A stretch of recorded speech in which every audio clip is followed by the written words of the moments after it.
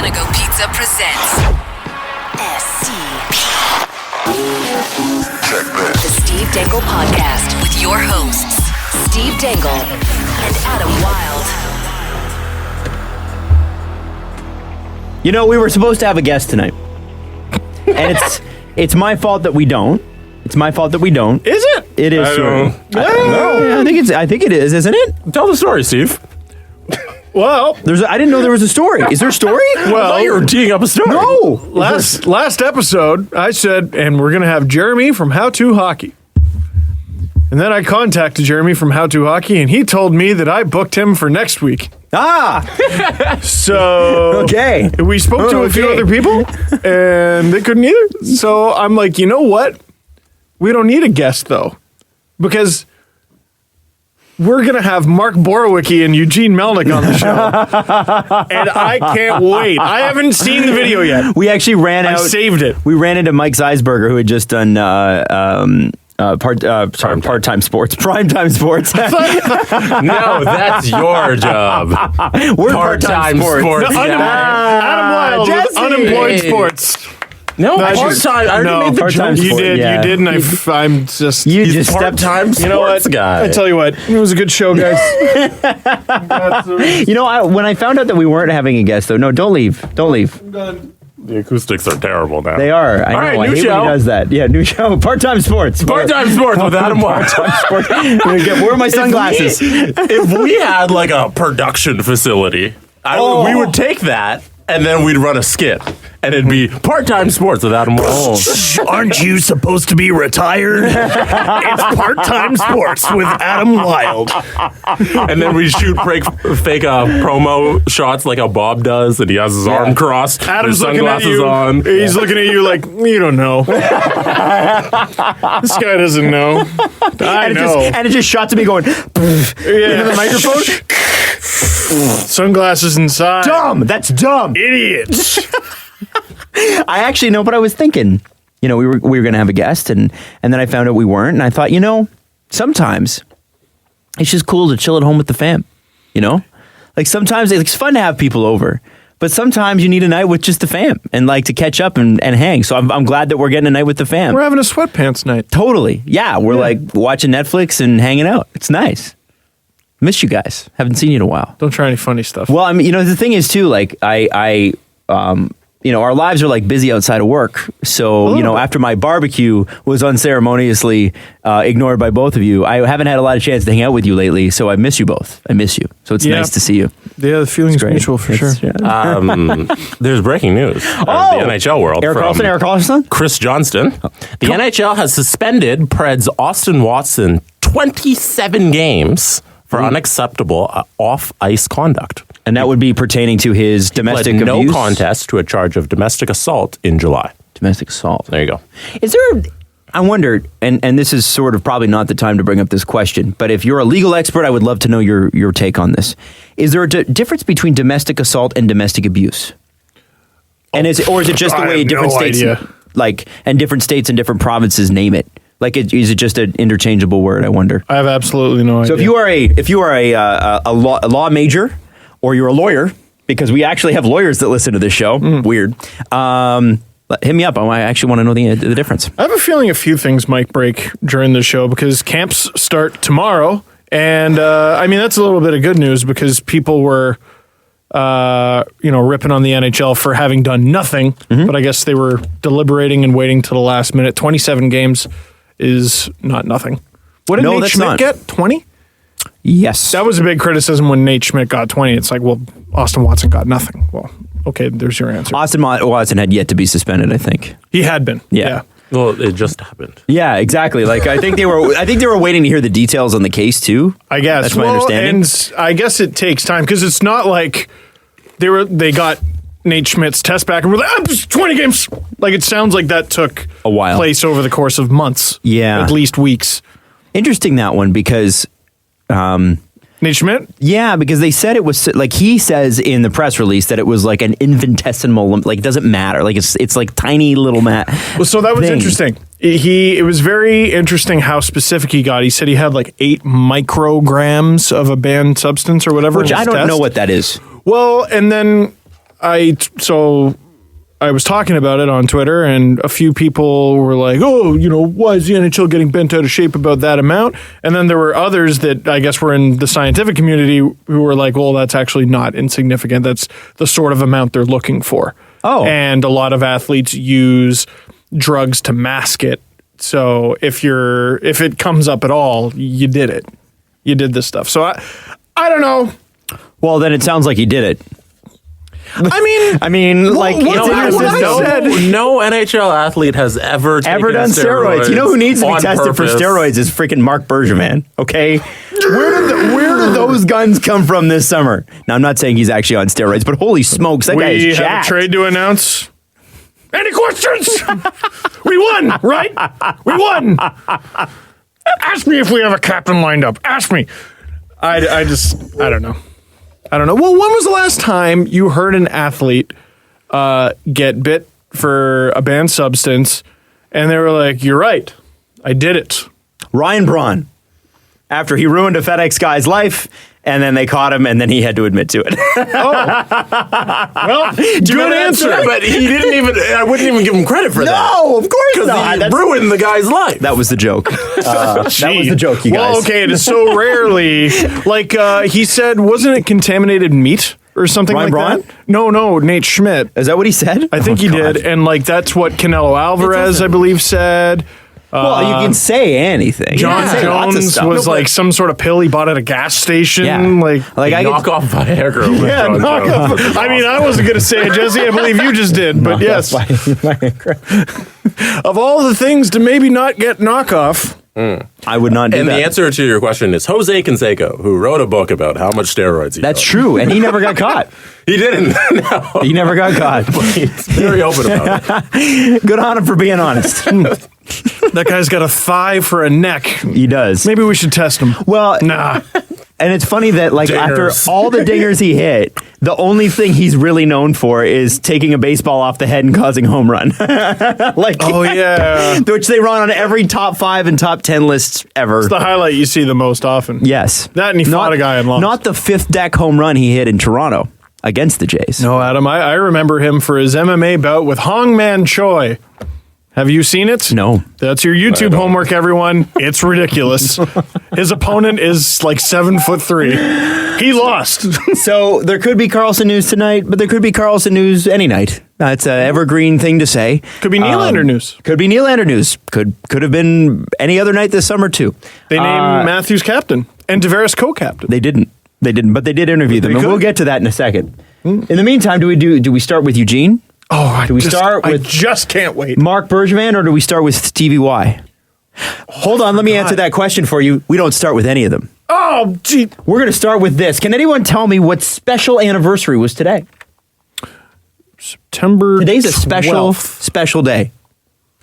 I do not know. Jesse knows. I don't know. He's laughing. No. I think you know. No, go ahead. You doing Tim and Sid before the show sucks. It's because you know the answers to everything. No, I don't. Yes, you do. Go ahead.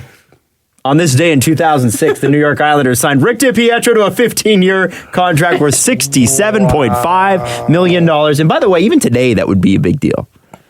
It's funny. I've said a few times, like, hey, if he ended up being the goalie they hoped he would be, that'd be a steal of a contract. How old is Rick DiPietro today? Good question.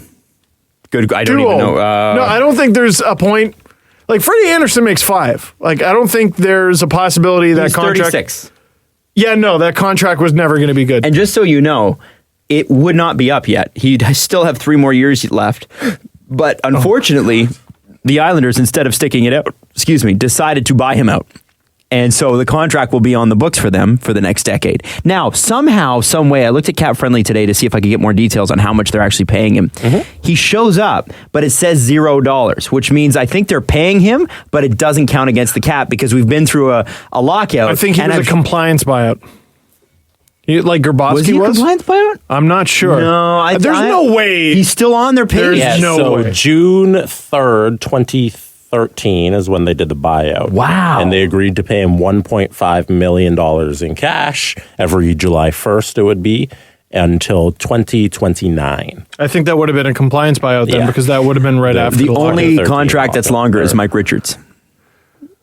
Did he have a contract longer than 15 years? No, his buyout's longer. Sorry, I guess I should say. God. His buyout's on the books in LA, I think, till 2032. And by the way, they need to do a documentary on how that ever happened. Nobody has been able to explain to me how the Mike Richards buyout was legal. It just kind of went away. And people were like, "Oh yeah, buyout, that's crazy. Well, see you later."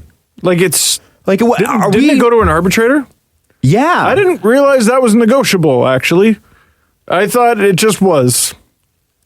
Here's the dollar amount. Pay it, stupid. You shouldn't have done that. And it's kind of like the Ilya Kovalchuk stuff. Like when he retired, like, oh well, it didn't turn out as bad as we thought. So here are your picks back, New Jersey. Well, that's Lou though. Yeah, but What's it's also LA's excuse? I mean, what does Lou have on the NHL that it makes them do that? a gun, I'm pretty sure. There's enough evidence to suggest. So, LA actually does pay a penalty on their Mike Richards buyout. Yes. So it's not just it went away. It didn't go away, but they pay a $1.32 million cap hit from 2015 until 2020. But wasn't that less than it could have been or something like that? Probably. We're going all over the place. We have so much news to talk about, and I'm like, let's talk about Mike Richards' buyout. Let's just do it. We should talk about Eugene. I just feel like we're doddering until we get to him. Do we want to go with that? Yes. Okay, get your headphones on. I've been waiting for 2 days. Headphones on, we need to be able to hear it. So, Steve, you've not watched this. No, I haven't watched a single second of it. And, because we are the Steve Dangle podcast and we believe in bringing you only the deepest, most intelligent hockey talk, we are going front to back with this video. As in, we're going to cover every single second of the Eugene Melnyk, Mark Borowiecki video. By the way, I wonder why they chose Mark Borowiecki to do this. I really don't know. We got a bunch of guys on the team. Let's get the guy who's got no teeth. Let's get the guy who looks like a hockey player. Well, and it's funny. Before we get into this video, if you haven't seen it, I don't know how you haven't seen it, but Eugene Melnyk is wearing a Senators jersey. Now, Jeff Veillette is a bit of a jersey fanatic. And he was able to surmise that the jersey is actually a little bit out of date. And we think, because it says Reebok on it, and we're like, oh, okay, well, it's a couple years out of date. No. I saw. This jersey is from apparently like 2010, 2011.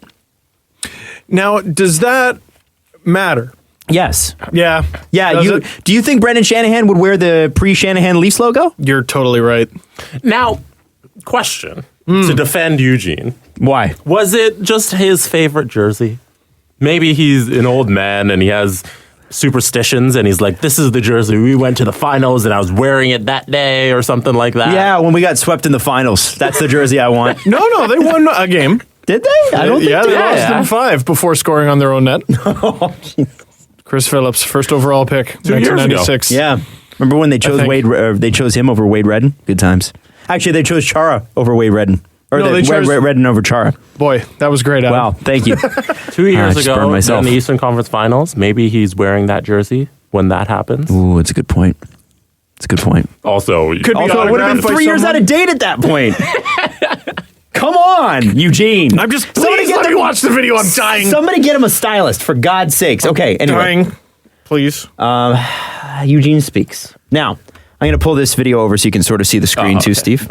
Okay. Yeah, you need to see the visuals. Since you haven't seen it, you should definitely Now, see it. credit the Ottawa Senators Twitter account because I have to give credit where credit's due. I'm not sure if they want the credit, but they're getting it. And this is what the Ottawa Senators... They left it up. Yeah, they did. A lot of people thought they'd delete it. 400,000 views.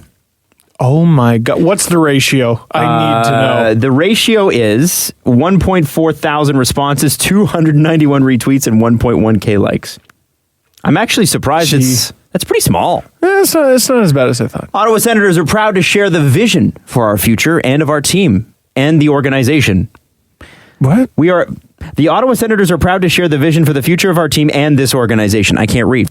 We are about to launch an exciting plan to rebuild our team, and we are inviting you to be a part of our rise to new heights. # Ottawa Rising. Yeah. Can you bigify it? I can bigify it. Yeah, there you go. All right, you ready? Full screen. And it's the Senators one where the Senators actually looking at you and giving you stank eye. The Dion Phaneuf. That's right. That is the deal. Have you seen that? Yes, I It's have. great. It's so great. You didn't make that, did you? No. There's so many NHL memes now that you've made that other accounts are stealing. There's I'm been like, a couple. I'm like, I know that's Jesse's work. I know that's him. Yeah. Anyway, let's have a look. That doesn't work. Anyways, go ahead. Yeah, so let's talk hockey here. Wait, stop. The season's coming up. Stop right away. Can you start the video over again just so I can make sure I heard what I heard? That doesn't work. Anyways, go ahead. What? So let's talk hockey here. Now, What's it? That doesn't work anyway. Go ahead. You started with that? They couldn't just. That's so. Just edit the friggin' video properly. Okay, go ahead. Sorry. Oh no, Sorry. but they're friends, Steve. Mark Borowicki and Eugene Melnick speak often. We're 7 minutes into this 5 minute and 47 second video. 7 seconds. 7 seconds in. Sorry, yeah. The season's coming up quick. We got the golf tournament on Wednesday, report on Thursday. Yep. What's the plan here?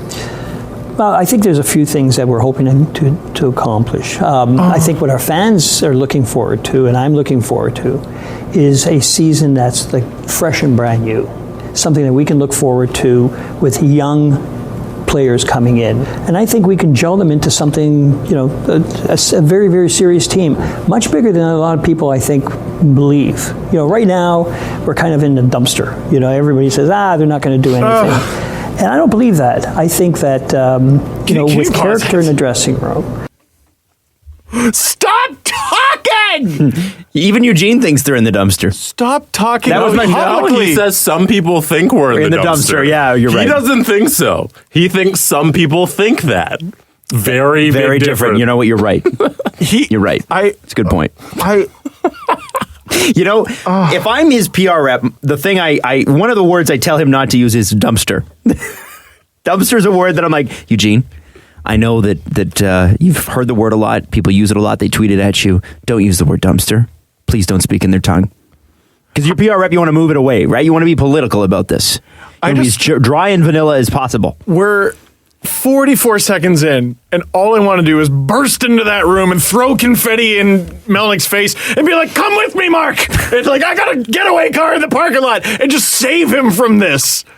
He looks so uncomfortable. So how do you think it went down that he ended up hosting this? Like, is he the new captain, A? B, and Carlson's not traded yet, by the way. I also wonder, did they call his agent like, listen, we need Mark to host a video in Eugene's basement? Listen, Pierre, first of all, I'm pretty sure this is Eugene's basement. First of all, I think he just went to Pierre Dorian and was like, who's left? Aren't you going to move? Who can't you move? Marian Gaborik and Mark Borowicki. Yeah, I want a recognizable face who's not getting moved. Yeah, Mark Borowicki. who played here last year. Can't be Michael Bodker. It'd be too soon. Also, underrated thing that people aren't pointing out. What's with the pants and the jerseys hanging in the back? Like they don't. Yeah. They don't do a full. That's a good point. They just do the jerseys and the pants. It's like, are you doing a full equipment thing, or are you just showing off the pants? No, we just want to show the pants. Adam, back it up. What's going on here? Adam, back it up a few seconds. Hold on. There we go. See, now you can see the full pants, and there's 3 sticks. There's just 3. But pants, jersey. That's a good point, Jesse.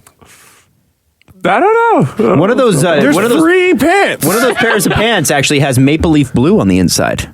So we know where Eugene stands. Wow, former season seat holder. What? Okay, now I'm extra confused. We should play more of the video. Yeah, There's a bunch of proper jerseys in the background. Yes, they are Adidas jerseys. They are my dear. Yeah. Okay. Anyway, so here we are. Let's go. Players coming in, and I think we can gel them into something, a very, very serious team. Much bigger than is a season that's like fresh and brand new. Something that we can look forward to. Excuse me for this. I'm just going to rewind us just a little bit so we can pick back up where Mark Borowicki asked this question because it's been too long. What's the plan here? Well, I think there's a few things that we're hoping to accomplish. I think what our fans are looking forward to, and I'm looking forward to, is a season that's like fresh and brand new. Something that we can look forward to with young players coming in. And I think we can gel them into something, a very, very serious team, much bigger than a lot of people, I think, believe. Right now, we're kind of in the dumpster. Everybody says, they're not going to do anything. He said, right now we're kind of in the dumpster. Eugene said they're in the dumpster. All right, Eugene. Listen, all I'm saying, Eugene. So when all year I say the Ottawa Senators are a dumpster fire, nobody can argue with me. Okay. Hold on. We need to put out a shirt that says right now we're in a dumpster. and then just have a dumpster and then a Eugene stick figure. Brian 5 or 6 to do his next video from a dumpster. The goddamn owners said we're in the dumpster. They're trading Carlson and Stone and Duchesne, and they're going to get Yashin back and trade him too, and I hate this. And he's going to do it with the filter where his head's all wide and his voice is deep. He's out of his mind. He is. By the way, wearing his shirt. I need to get one of his mugs.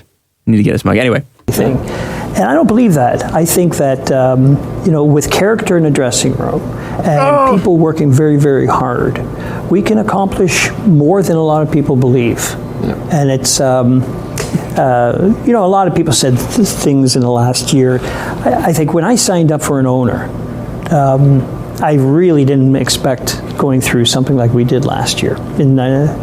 It was a tough year for us everywhere, in the offices, on the ice, and now we're starting off fresh. A lot of things have been changed, and I think that this year is going to become one of those watershed years for us. Yeah.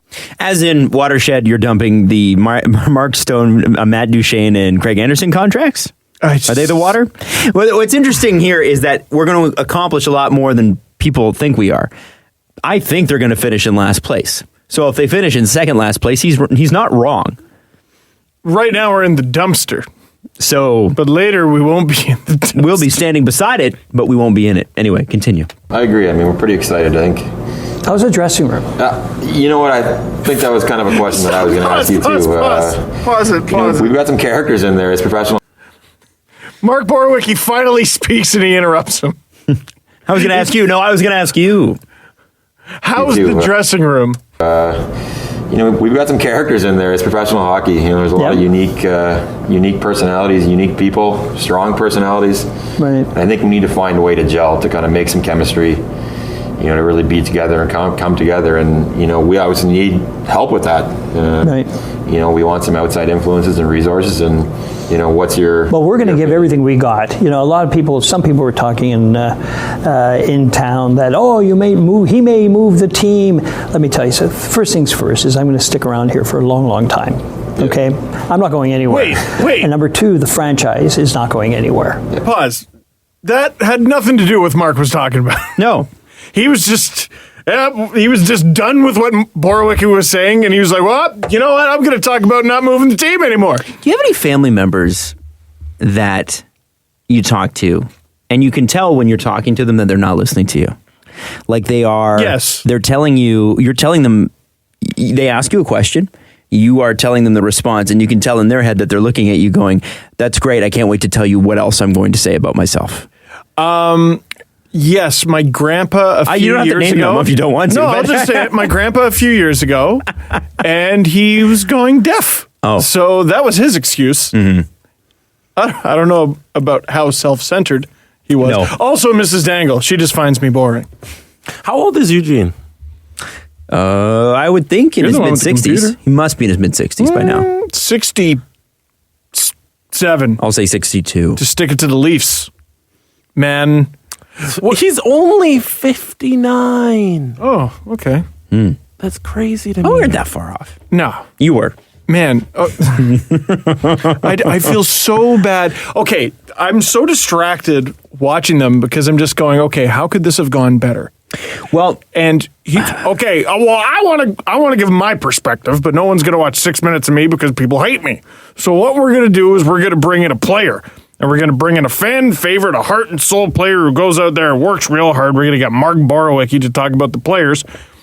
And when he does that, I'm just going to go ahead and cut him off. So what do you think about that? We got my perspective and his perspective. All right, shoot the both of us. No, have a host. Get Adam Wild. He's free right now. He's not doing much. Well, I'm not free. I am unemployed. I kind of need to make some money. Get someone. Mark Borowiecki was free. pose questions to these two. And it would have been so much less awkward. Exponentially. I've totally done it. Oh my God, the Sens. You could have just we're not even halfway through this. I want to rescue Mark. Am I saying his name right? Borowicki? Yeah, keep going. I just want to That's rescue like him. totally solid. So everybody can kind of focus, get rid of the noise. What you try to do is to ensure that you've got some veterans in the room. And that's who everybody kind of counts on, guys like you, and to take these young players under their wing. You know, you remember what it was like when you got into the league and you're a rookie and you're kind of like bumping into the wrong walls. And talking about the dressing room you again. need the veterans, especially when you start getting real competitive and you start moving into the playoffs. These kids don't know anything about playoffs. Yeah. They're just happy as clams just to be in the NHL. Yeah. That they made the team. Now all of a sudden they're asked to perform, so they need to. They're going to need that direction, and I think that actually bonds people together. You ever do a book report for a book you didn't read? Is that what that sounds like? These kids, they don't know anything about playoffs. They're just happy as clams to be in the NHL. Imagine you made it to the NHL and you've never had a playoff series. He's talking about not everyone's Jordan Eberle. That poor guy. No, I don't. I mean, like, never in your junior career or like house league or rep. Well, it's a little different, I would assume. I mean, yeah. But just the idea that they would get out there and be like, whoa, I know. Yeah, I think he's completely off base with that. They're bumping it a little wrong. Whoa. Also, no, this is where he goes, well, Mark, you were once a young guy in the NHL. What was that like? No, he told him. He's like, oh, you were bumping into walls and remember, you big bumbling idiot?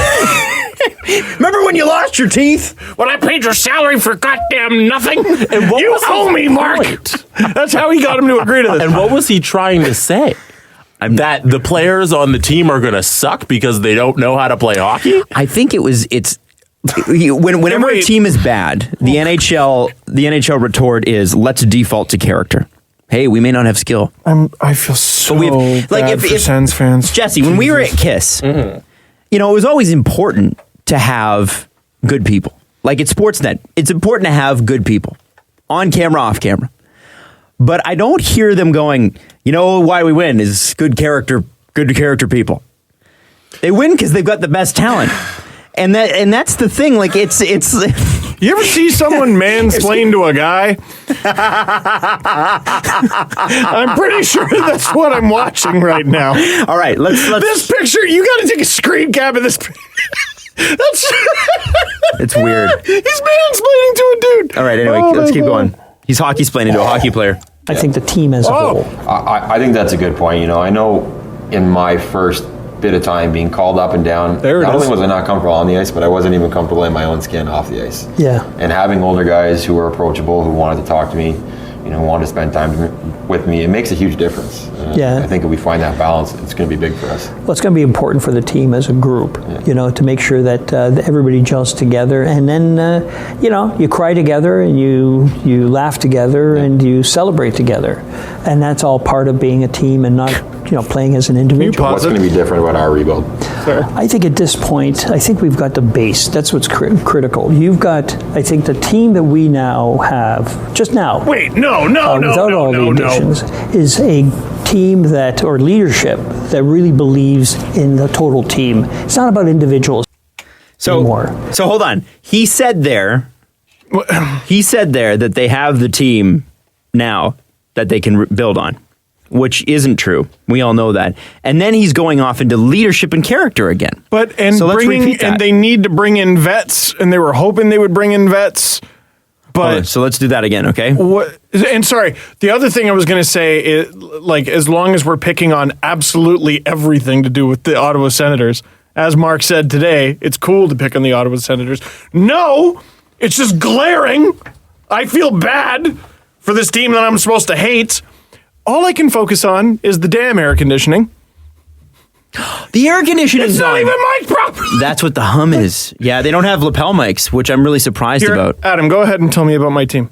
Talk about the team. What kind of year are we going to have? Oh, we're going to have a great year. We're going to have a great year. I think the idea is to get a bunch of veterans in the room. Yeah, anyway, let's continue. big for us. Well, it's going to be important for the team as a group, to make sure that everybody gels together, and then you cry together and you laugh together and you celebrate together, and that's all part of being a team and not playing as an individual. What's going to be different about our rebuild? I think at this point, I think we've got the base. That's what's critical. You've got, I think, the team that we now have, just now, without all the additions, is a team or leadership that really believes in the total team. It's not about individuals anymore, because you're not going to win. One player, two players, three players in a dressing room are not going to do it. You need the leadership, and then you build under that. And we're Sorry, the video seems to be skipping, but no, 1, 2, 3 players in the Senators' dressing room. I couldn't pick 3 that could do it. Mark, in first year, radio and television arts at Ryerson, everyone kind of was in first year. Did you take first year studio? Everyone had to, yeah. Everyone, yeah. I thought so. Yeah. You ever have one of those students who had to be on camera and they wanted nothing to do with being on camera? Yeah, because you all had to take your turns being each role, and one of the roles was on camera, and it was terrible. And that's the vibe I'm getting off him. Like Ron McLean tells the story of like his first hockey night in Canada, his first coach's corner with Don Cherry, where he's just so focused on staring at Don Cherry and not blinking that tears actually started running down his face. That's like Mark Barwick is just staring. He's not thinking anything. He's just terrified, and all I want to do is rescue this poor man. All right, let's go. Let's keep going. Melnick's trying to set up Carlson leaving by saying that it's not about individuals anymore, correct? Yes. Yeah, but I mean, when was it about? He's not a selfish guy. The team that lost last year was virtually the same team as the one that went to the conference final, except for the tourist trade that they made. But that guy, he was, you know what? He wasn't a team player because he wanted to be paid for what he did.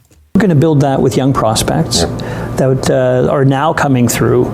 And the picks, we're loaded up now with draft picks for the next 4, 5, 6 years.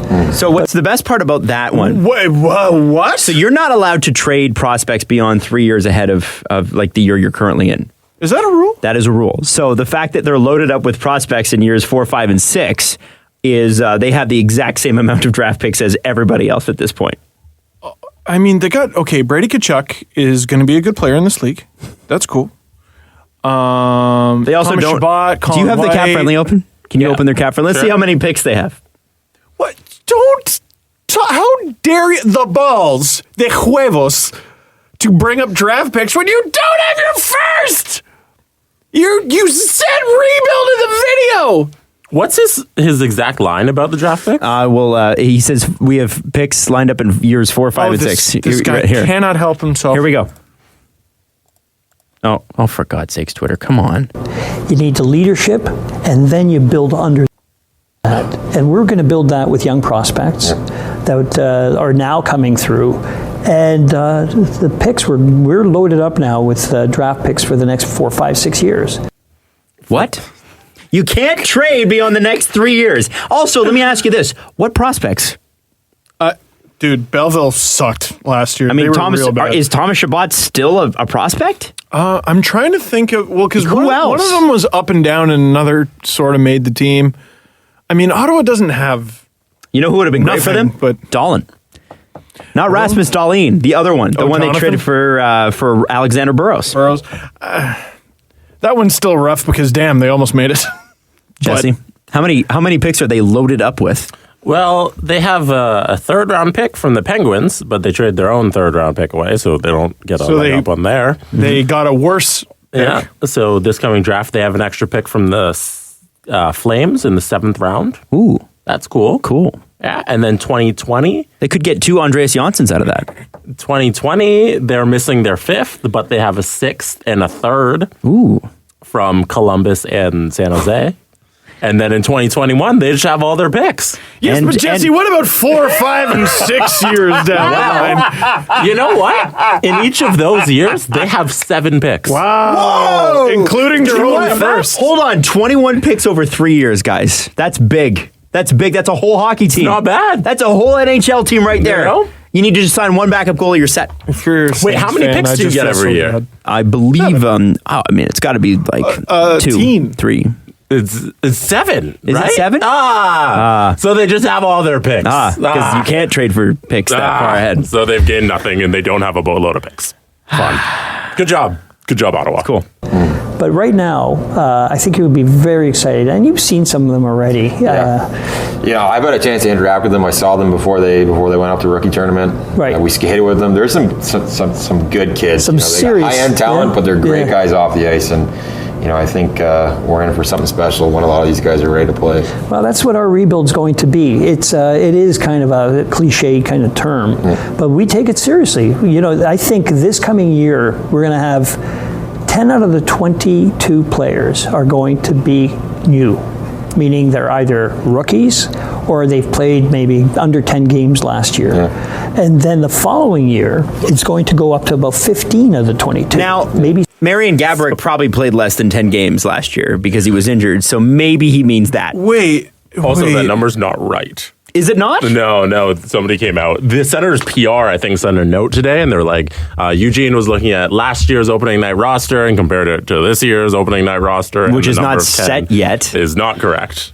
Also, you can't tell us what number of new players you'll have on the team next year when that's not how anything works. Did I misunderstand him? Let's let him make the full statement again, so that way you can hear it in its full. Because you've heard this before, but anyone quite and at the beginning, pay attention to when Borowiecki stops talking, and then he says, "Yeah, that's what our rebuild's going to be." But Borowiecki didn't describe the rebuild. He just said, "Yeah, we have a lot of high-end talent." And then Eugene's like, "That's what our rebuild's going to do." That's not what the rebuild is. Sorry. If you're the person who edited this, blink twice. I'll drive to Ottawa and save you. Like, I'll just rescue you. I'll bring you blankets and cocoa. What on God's green earth is this?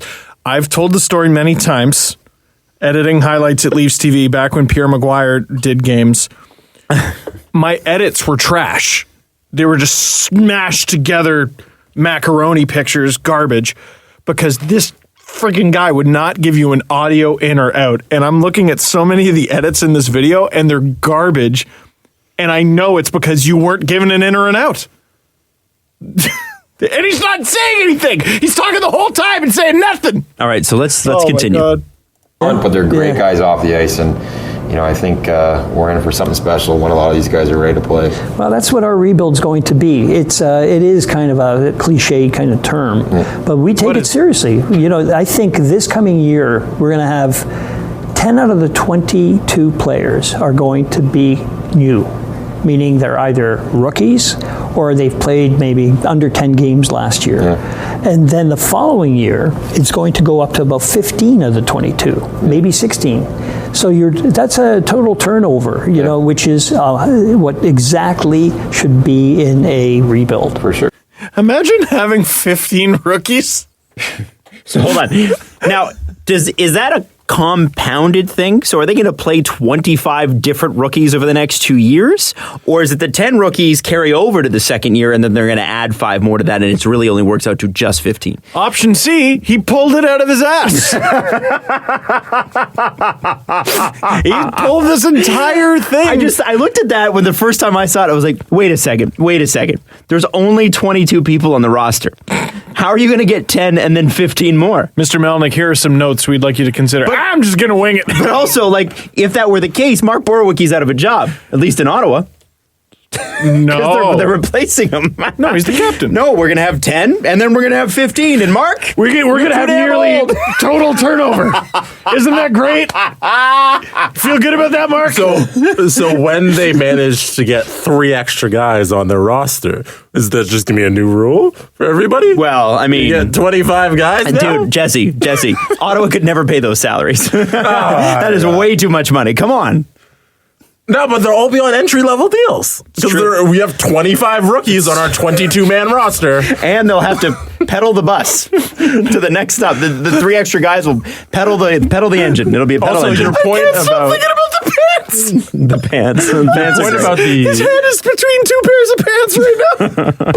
the video editor is probably the same person who's doing ticket sales and probably also the Zamboni driver. Yes. And doing everything else in the Probably arena. does ticket sales while driving the Zamboni. And the Twitter person, the poor Twitter person. Oh my Did you God. see that last week? When they did the Microsoft Paint edit? Yeah, but they did that on purpose. And everyone's like, the Sens are so poor. And I'm like, yes, but also they were trying to be funny. They also were looking. They sent out a tweet earlier this summer, and I think it was a bit unfair, but it's a microcosm of where things are at in Ottawa. The Belleville Senators sent out a tweet saying that they were looking for boarding houses for some of their players.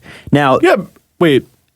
They were? yeah. Oh, yeah, I remember. And people were like, "What is this lame shit?" And it's like, "Well, wait a second, wait a second. Some of these guys are rookies and they're not making much money, and Belleville is a smaller city, so it's probably one of those things where it's like you actually need to do that. You need to find places that can take hockey players I'm for sure a cheaper price. other teams do it. I just didn't know that was the thing you tweeted.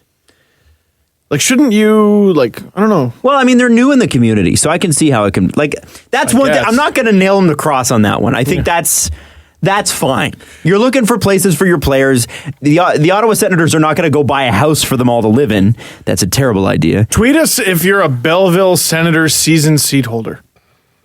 I want to hear from a Belleville Senators season seat holder. Do you think there's one? Do you think there's one that listens to this show? What do you want to ask them? I don't know. I want to find out you they asking exist first. I wanna know your name. Wouldn't you ask season seat holders first before you go tweeting it out to the public? Are you allowed to sell season seats to the Belleville Senators? Is that a thing? Yeah, for sure. I would think so. an They're a AHL professional team. hockey team. Yeah. It's American Hockey League. Sure. Okay. I Interesting. don't know. Oh my goodness. I'm Sens on the fans, I'm so sorry. side of Steve here, in that the organization probably should be paying for that. Well, not at the AHL level. Those guys are making but- salaries. No, what I was it's just so weird. You're gonna tweet that? Make a couple phone calls. Work the Yeah. phones. That's how that works. Yeah. But maybe they should have been paying for the person to work the phones, and instead they're like, just tweet it. How many phone calls and texts do you think Eugene makes in a day? And how many of them are 0. relatively unwelcome? 0. I'm sure he knows how to call. Is he married? Was Whoa, nope. almost lost the team when that marriage ended. Oh, okay. Yeah. I'm sure That- he calls his family. That was the beginning of the internal cap, actually. That divorce. Believe it or not. Sorry. I'm sure he calls his family Of course. and the person who makes his phone calls. I'm sure that's who he knows who to call. And everybody else, it's just he doesn't know what to do. All right, let's continue. Go ahead. Steve's out. And those fresh faces, I mean, they bring energy. Yeah, I know. You know, for a guy like me who in the hockey world's a little bit older, it gives me so much energy, and I'm excited to come to the rink when those guys are. You're excited because they're excited. 100%. I'm excited to be with them, to hang out with them, to play with them. And I think it goes a long way for everyone. So you get I think also the reason it feels like Eugene is interrupting him is because his mic is so much hotter than Mark's. Listen to the difference. Listen to Mark Borowicki and then listen to Eugene here. For a guy like me who in the hockey world's a little bit older, it gives me so much energy, and I'm excited to come to the rink when those guys are. You're excited because they're excited. That is really loud. Oh my God. And the person, okay, someone, unless they got Borowicki, they literally were like, okay, go to Canadian Tire, get one of those bendy tripods, and we're going to film this on your phone. Unless they did that, someone pressed start and stop on the camera. But the camera's hilarious because I think they've got it. They've either got it on a track or it's one of those cameras that's the big ones you see at TV studios, and they just keep swinging it back and forth. It just keeps going back and forth, kind of like rocking the cradle the whole way, and it doesn't change sightline up and down. It just kind of goes. But whoever is behind the camera, and this is the problem with Eugene. Other than the money thing, is I just feel like there's an air of no one believes that anyone who works for the Ottawa Senators has any kind of say or power. And the person behind the camera needs to be able to just go, oh, hey, can we redo that? Yeah. That was messy garbage. Or Can have we a redo producer. that? Have a producer. No, it's not the cameraman's job. It's a producer's job. Ideally, you would have two, but in tight operations, you have one They person don't who does both. employ any of these people, you guys. Yeah, you're right. You're right. Who shot this? Well, and so I'm noticing We're something. gonna get to the bottom of this, Jesse. Who's a forensic investigation of this video? So I'm interested in something. We're gonna hire the lawyer that they got for the Matt Cook Carlson thing, and we're gonna find out what. Eugene has a lapel mic. Mark Borowicki does not. So Because they only can afford one, Adam. How much? You bought one. How much do they cost? Oh, like $60 for a cheap one? $40 maybe? That's a good question, Mark. $12.50. And the thing is, Can't afford that. And here's the thing: yours is not even one of the like the battery pack ones, which are I think $200. And that's not even that much, considering he's a millionaire. Bill, isn't it? Who's that? Isn't it a billionaire? Oh, he's a billionaire. Yeah, probably. Yeah, he was a billionaire. I don't know if he know. still is. I don't know. I don't actually know, but he was a billionaire for sure. But Mark, like they could have got. I'm wondering if they are shooting this because this isn't exactly HD either, and so I'm wondering if they're shooting it on a camera that really only has one input. Because Jesse, if the lapel mic you used, it had a cord, right, that attached to the camera. The camera you used only had one input, right? Yeah. So I'm wondering if it's a one input camera. It might be like the cameras we use in the studio. Only we do shoot in HD. Do we not? We do, yes. I have a new theory. We do shoot in HD. They did not. Between Melnick coming up with this idea for the video, it was him. It had to have been. Between Melnick coming up with the idea and them shooting the thing was less than 48 hours. Like, easily. Oh, yeah. It's like, who's in town? It might have been that day. Hey, Mark! Like, that's... Why Mark Borowicki? Because he was in the hall. Mark, come in here for a minute. Hey, set up some jerseys and... What do you mean we don't have enough jerseys? All right, grab those pants. Throw up the pants. And I got some things to say. Go to the team store, but not for me. I just know I brought my Senators jersey. Get the other Senators jerseys up there. Anyway, I wonder if these Senators jerseys they could sell on eBay later as the Senators jerseys that appeared in the Eugene Melnick video. Wouldn't they be worth more money? So they can afford the salary cap floor?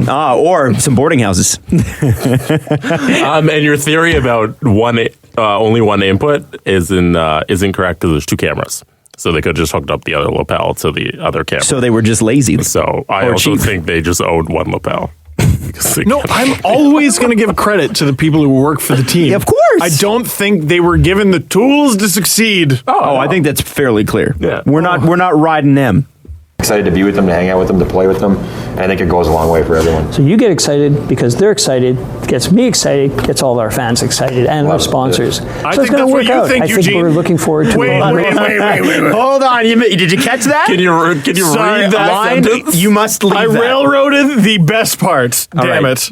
To play with them. And I think it goes a long way for everyone. So you get excited because they're excited, gets me excited, gets all our fans excited, and our Love it. sponsors. So it's going to work out. I think we're looking forward to a great... One more time. It's going to work out. One more time. Hey, it's gonna work. Who gets excited? Who gets excited? To hang out with them, to play with them. And I think it goes a long way for everyone. So you get excited because they're excited, gets me excited, gets all our fans excited, and our sponsors. So it's going to work out. Those guys. No, it goes. Rookies, you get players. excited. No, you get excited, Mark. Right. They get excited. Because you're excited. I get excited. Fans get excited. Fans get excited because Eugene is excited. Montreal Canadiens, you're off the hook. The Ottawa Senators are the new underpants gnomes of the NHL. Step 1, everyone's excited. Step 2, Whir of the air conditioner. Step 3, profit. Perfect. It's actually perfect. Profit excited. Excited profit. We should actually put out if Jesse. Well, I'm going to say but Jesse, if you have time tonight, you should do. We should try to do that with the underpants gnome from South Park and actually put out a video. I don't know if Steve could voice that over or whatever, but it would be very funny. Yeah, I could do that. I was just okay. So I'm putting Jesse work in Jesse's court. He's already good enough. you know the Bill O'Reilly video where he goes, "F it, we'll do it live."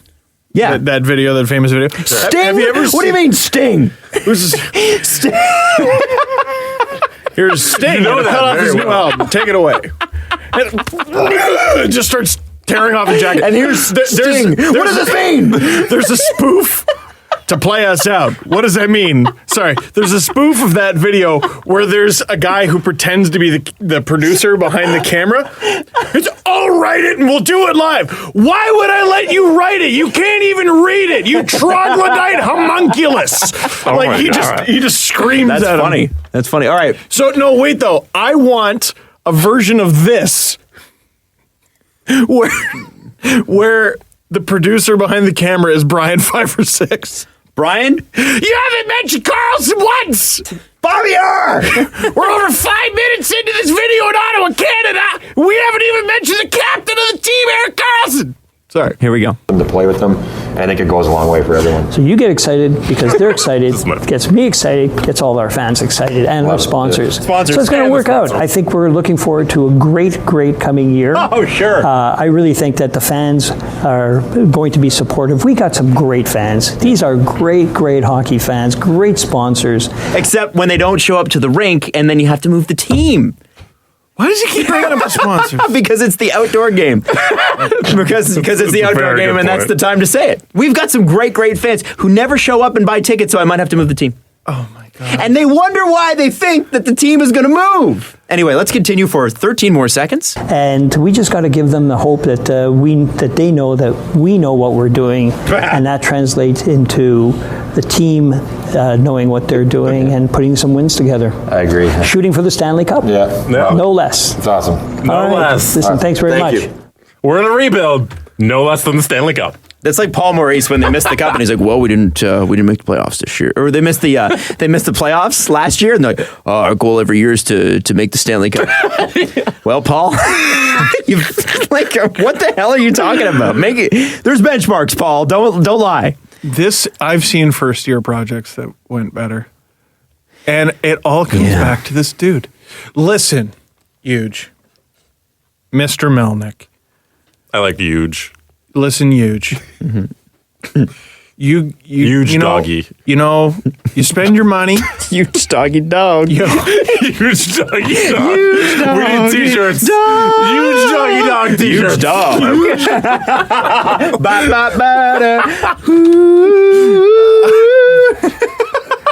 Can we please make huge doggy dogs? sipping on watered down gin and juice. It's less expensive. With my mind on my money and my mind on my money. Is that how it goes? With my mind on my money and my money is excited and the fans are excited and the sponsors are excited and the players are excited and the prospects are excited. Oh my God! Insult fans every day. Eugene, dog. That's right. So, listen. You want value for the money you spend, right? You want bang for your buck. Huge. You have people who work for you. You have people who work for your team. Does he?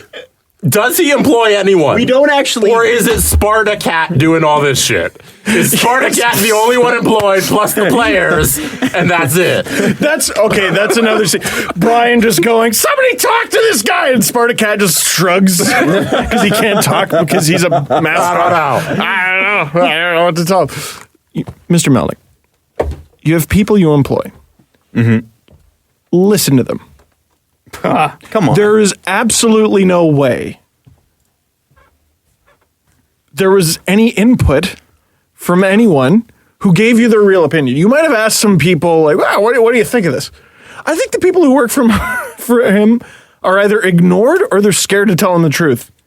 How does that make it online? I think are afraid to tell him the truth and would have told him something and he wouldn't have heard it anyway.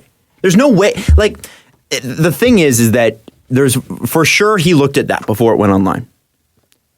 For sure he did. And he thinks it's great. And the problem, but that's the thing. He's got to have someone else to go, Mr. Melnick.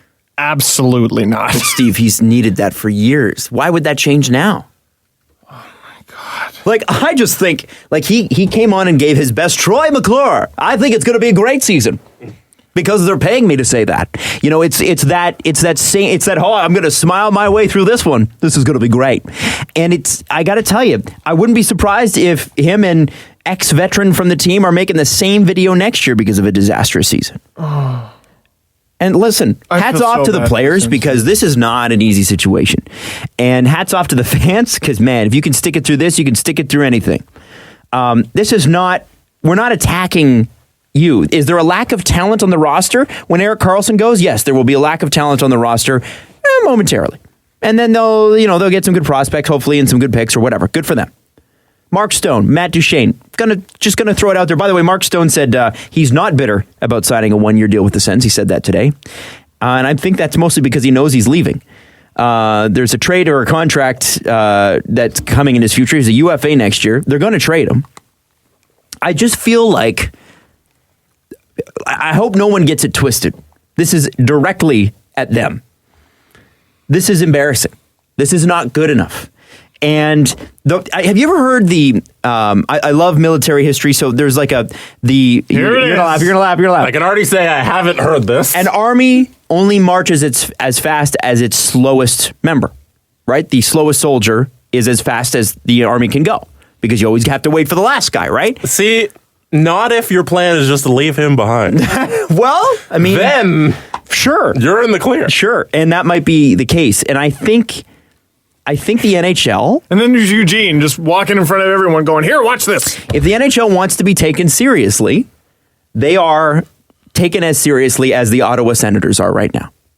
They are the last part of the pack, man. Man. They're dragging down the average. Come on. The Cleveland Browns exist.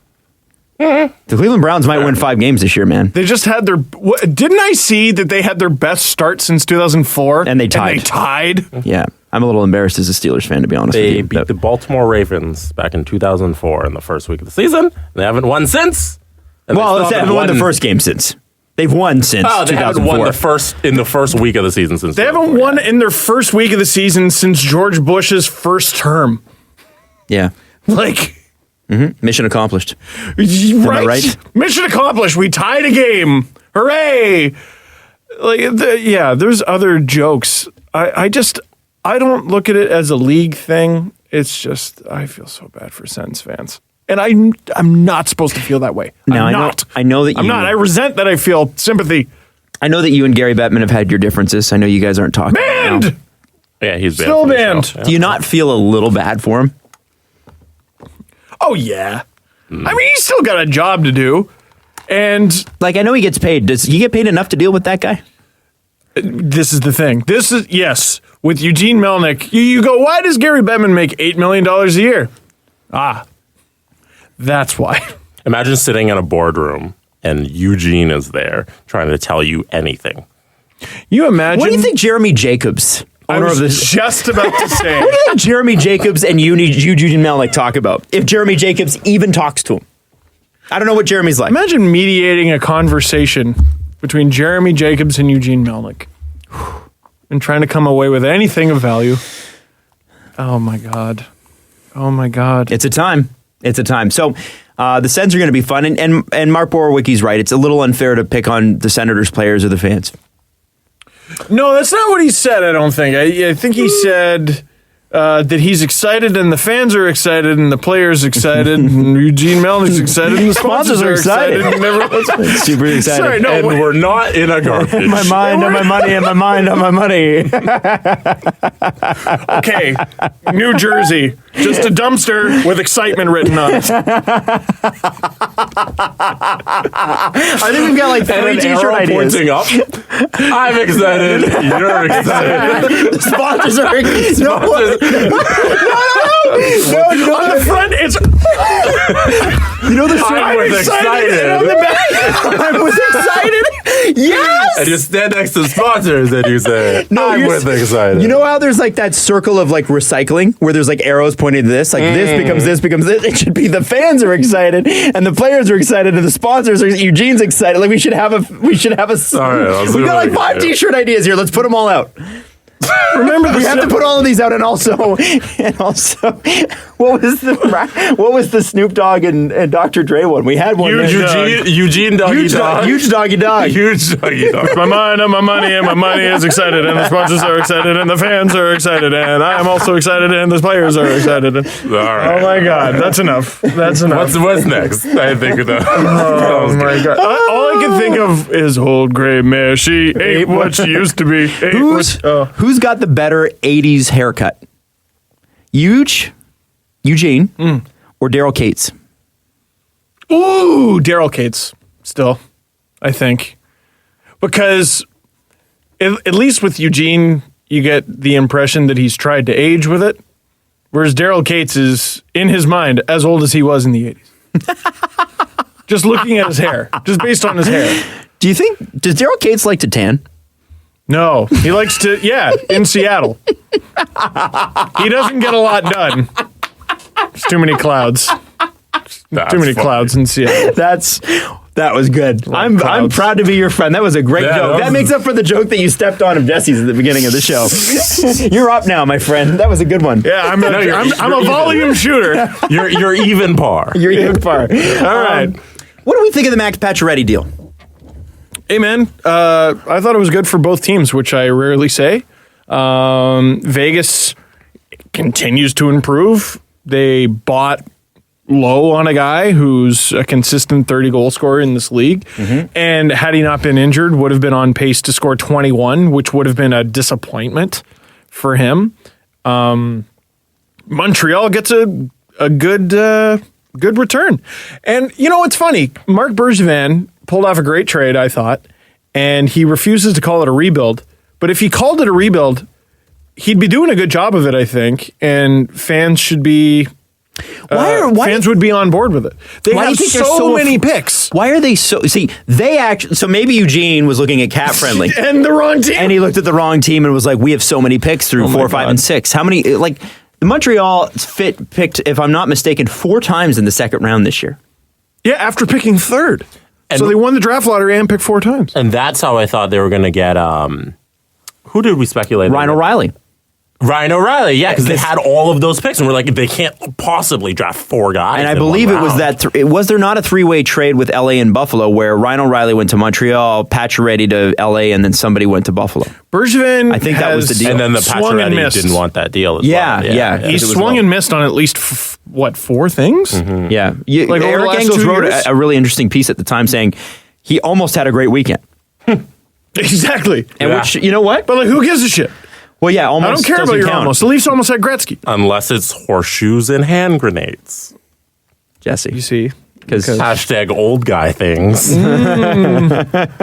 So the interesting thing is, like, people, and I think rightly so, are saying, okay, Vegas, you might have got lucky in a few things last year, but you were a much better team than anybody could have ever expected. However, the price you paid for Pacioretty via the Tatar trade plus the pick plus Suzuki that you gave up is a pretty big price. It's technically 2 firsts, because Suzuki is a first, 2 seconds, and a third for Pacioretty, which is astronomical. But the Tatar trade that I did defend at the time was bad. It was bad. Didn't work out. I wonder why it didn't work out. I wonder if it was just Gerard Gallant was like, no, can't use him. I'm not totally sure. I'm not sure why they made it either. Like they didn't need that. I think they wanted Karlsson, and they're like, well, we got to do something. We should do something. We're one of the first place teams in the league. They wanted to add. They wanted to do something. And Tatar has term. So they paid extra for a guy with term who could potentially be a part of their team for a while. And he was so bad, I guess they're like, well, okay, if we can flip him for someone who we're actually going to like for sure, you're going to like Pacioretty for sure. Well, and I wondered when I looked at this trade for Vegas, I wondered what held them back. Like, what? I know that Montreal and Vegas were on the phone right to the last minute. That's public knowledge. Everybody knows that. What was that extra piece that they were fighting over? I want to say Montreal wanted Cody Glass. So Vegas picked 3 times in the first round their first year in 2017. They got Cody Glass 6th, Nick Suzuki 13th, and I want Eric Brandstrom 20 something. So maybe that was it. I wonder. Maybe it was salary retention on Tatar. No, not Both Tatar. teams have a Not ton of Tatar. cap Before space. they made the Tatar trade. Vegas. Vegas. Like what was I don't know. What was holding Vegas back from getting from closing that Erik Karlsson deal? I wondered if, because I was looking at it and going, okay, fine. If you look at what they had to trade for Tatar, it's a lot. And then they flipped that plus extras to Montreal for Pacioretty, which is a lot. Wonder if it was Bobby Ryan. Well, even if it was, looking back, do you not think they still should have, whatever it was, just bit the bullet and done it? I would love to know what it was. Because the reason I defended the Tatar trade at the time, and the reason I'll defend their, giving up too much potentially for Pacioretty, or giving up a lot for Pacioretty, is the price of things is different for Vegas. They have more picks than you. They just do. They could afford to get rid of Nick Suzuki. They lost Nick Suzuki and still have 2 first-rounders from that year. They picked 5 times in the first 2 rounds in their first draft. And the first-rounder they gave up for Tatar, by the way, was 30th because they made it to the Stanley Cup final. They still have picks for days. They're 2 years away from cashing in the second-round pick that they got from Marc-Andre Fleury. Didn't I see... I think they have 3 second-rounders in 2020. It's 2 years from now. Well, but that's the thing. Here's the thing. Could anybody have faulted any team, not just Vegas, any team for, quote, overpaying for Erik Karlsson? Does that even exist? So, yeah. No, I think with hindsight being what it is, just pull the fucking trigger. Yeah, they should have gone completely crazy over the top. They could have, if they had flipped them the top 3 picks that they made in 2017 and gotten Erik Karlsson and Bobby Ryan's contract, I'd have been like, great. Okay, now you're going a little crazy. But do you know what I mean? I feel like would have been better. And I know I'm overly critical of George McPhee, and I fully respect what he's done, but I got to tell you, man, I think whatever it was, they should have just pulled the trigger, and I think they know that. I think he's lucked into a lot of things. I think he's lucked into a lot of these bad picks when teams wanted to get rid of the guys they wanted to, and just willing to give Vegas everything they wanted. Mm-hmm. And then now he's lucked into a great team that went to the Stanley Cup final, and now he has all these resources where he can't make a bad deal. Because if he gave away everything, makes a bad deal like Tatar, it's okay because he still has 3 seconds in 2020, 3 thirds in 2019, and all of his draft picks. So he can't really screw up, even though he's not making the best deals.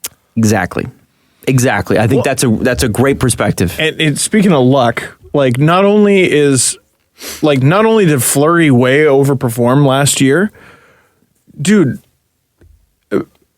Lagasse and Oscar Dansk and Subban, who they got off waivers for free. Won a game or won a couple games. He was great. Yeah. Can you bring up Vegas's goalie numbers? Lagasse was the only guy who wasn't very good. And he was their 4th stringer. And I think he still won more games than he lost, which is ridiculous. The Leafs beat Vegas at home in the shootout, and they were lucky to do it. Yeah. So we got, oh my God, that's not real. That's not real. What I'm looking at. Okay, Dylan Ferguson had a save percentage of .500. He faced 2 shots. One of them went in. He's also in high school. I think we can forgive him. Lagasse, that's crazy. That was 6-7-1 with an .867 save percentage. Poor guy just had to hold the fort. Oscar Dansk, their 3rd string goalie, went 3 for 3 in his starts. Allowed 5 goals in 4 games. .946 save percentage. Fleury in 46 games. 1 shutout for Dansk as well. Oh, yeah, 1 shutout. That's so stupid.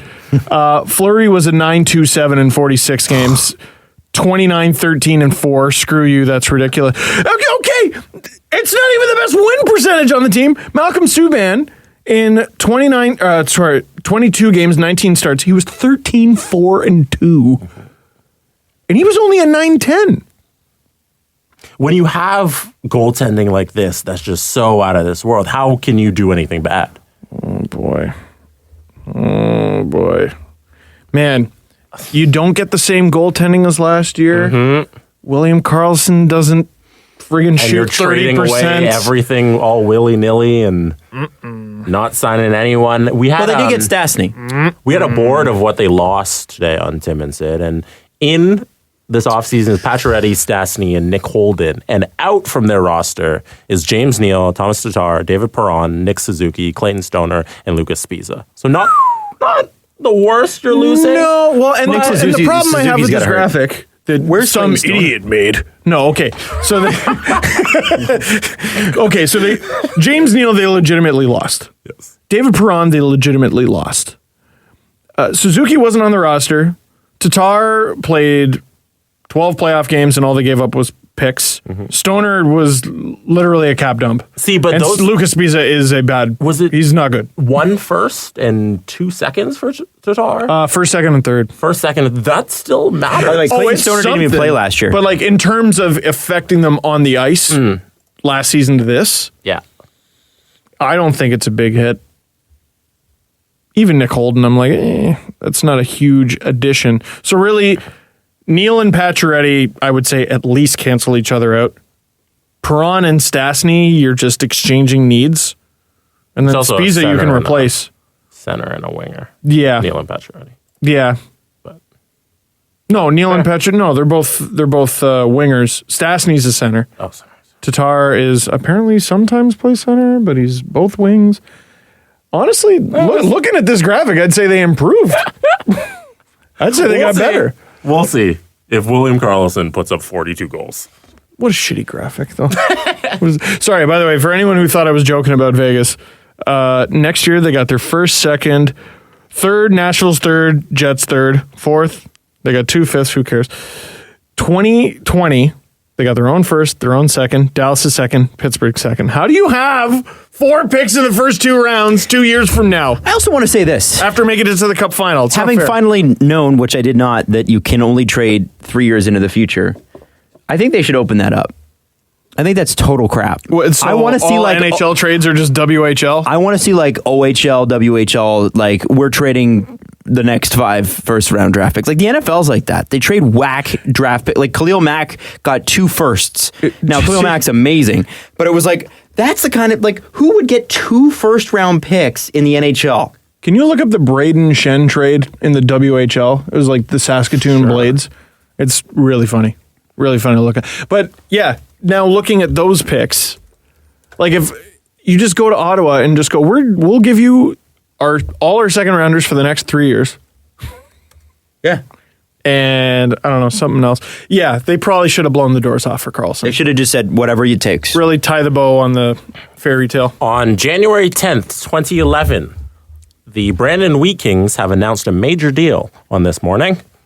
In exchange for the Saskatoon product, Brandon, Manitoba, I assume the team? Yes. Not a guy named Brandon, receives the Blades' first-round Bantam picks in both 2011 and 2012, as well as the Wheat Kings get Saskatoon's second-round pick this year, as well as the Blades' first-round selection in the 2012 Canadian Hockey League import draft. Oh, I thought it was more picks. In addition to the 4 there we go. picks, the Wheat Kings obtained the Blades' top 2 15-year-old prospects, center Tim Magali of Wilcox. Worked out for him.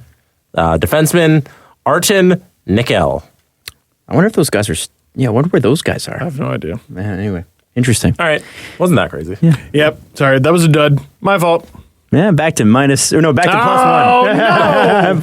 one. I'll get them next time. How shocked were you? How shocking was the Stevie Y news that he's stepping down as the general manager in Tampa Bay? Stunning. Completely out of the blue. Stunning to the point where I saw people like slowly starting to tweet like, is he okay? Like health-wise. Yeah, because I talk about it at least once a show. I think on paper, Tampa's probably the best team in the NHL. I was surprised. That's a crazy take. Surprised they didn't make it to the Cup final. I'm sure they are too, given how it went. I just don't understand why Stevie Y is stepping into an advisory role when he could be 9 months away from a cup. I wonder. Unrealistically. Clearly, there's something going on. Well, okay, a lot of people are speculating, is he going back to Detroit? Is he maybe going to Seattle? Is he maybe going to Detroit and Ken Holland is going to Seattle? What's going on? Like, I don't understand. I don't understand that at all. Don't know. It's really bizarre. And for it to come out now, right before camp, yeah, I don't understand that. I just don't understand that. On the, I mean, okay, devil's advocate, what does Yzerman have left to do in Tampa? Win a cup. Yeah, okay, but what does he need to do? Win a cup. To do that. Sit back and watch his team. I mean, maybe. Yo, if they get Carlson, I'm going to be mad. Well, it was funny listening to the press conference because the owner said Julien Brisebois, who will be taking over, has more experience now than Steve Yzerman did when he gave Steve Yzerman the job. So they're really confident. And Julien, they probably would have. I wonder too. Like, I wonder if Stevie's like, we're going to lose Julien Brisebois if I don't get out of the way here. I've made my money. I've done my stuff. I'll just sit back and watch and let Julien Brisebois take over. Because he might, like, he's obnoxiously selfless enough that he might have actually thought that. Like, he might be thinking like, okay, the only person to have someone groan at their like Hall of Fame speech. Yeah, like, I wonder if he was just kind of like, I've done it. I'm done. And if like I've done this, I've done really well at it. And, maybe he leaves in a couple of years and goes and does something else and gets a new challenge. But I wonder if Steve Yzerman's like, it's probably not in the best interest of this franchise to lose Julien Brisebois when in my own head, I'm coming to the end of my tenure here. Because you can't underestimate that. He might just be like, I had a time limit, or I have a time that I'm willing to be away from my family. Like, he's still got a house in, I think, the Detroit area. He commutes, actually. He commutes. Most of the time. So, like, think about that. Think about the Detroit wear to on you. Tampa. Oh. And you're away from your wife, and I don't know what his kid's situation is, if they're grown up, or if they're halfway grown up, if they're going to university, whatever. But all the same, like, it's just like, I wonder if he's just like, okay, I've made millions of dollars. Maybe it is time to step back and, like, hang out with my family a bit. And recharge, and maybe I'll jump back in, maybe not. But this guy very clearly is the right guy for the job. GMing is a very intense gig. Might just be time to step back. Maybe. Which I respect him for. Still get a ring. Absolutely. If they win. Absolutely. Yeah, that was bizarre. I'm glad to hear. I would assume if it was health, it would have come out by now. But yeah, it was out of left field enough that A, a lot of insiders seemed really surprised, and B, a lot of people were like, oh my God, I hope he's okay. Yeah. I want to do a quick shout out to the Humboldt Broncos, who are playing their first game tonight. And TSN has picked it up, and apparently they were doing a phenomenal job with it. And apparently they're running it commercial free, which is, I think, the right thing to do. And I guess they've done a huge tribute before the game and brought some of the players out from last year's team, and guys that were on the bus and not fully healed yet. So, well, and I didn't realize two of the players who survived are still on the team. Yeah, I didn't know they had anybody left. And that's incredible. What a weird. I can't imagine what that feels like. No, I don't think there'd be many people who could relate to that. No, I can't imagine. And I mean, yeah,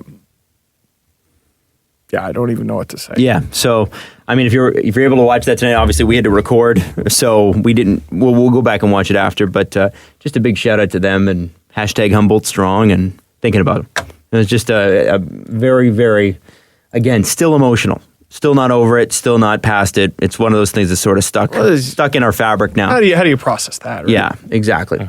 Now we have. Sorry, and I was going to say also this past week, it was the anniversary of the locomotive.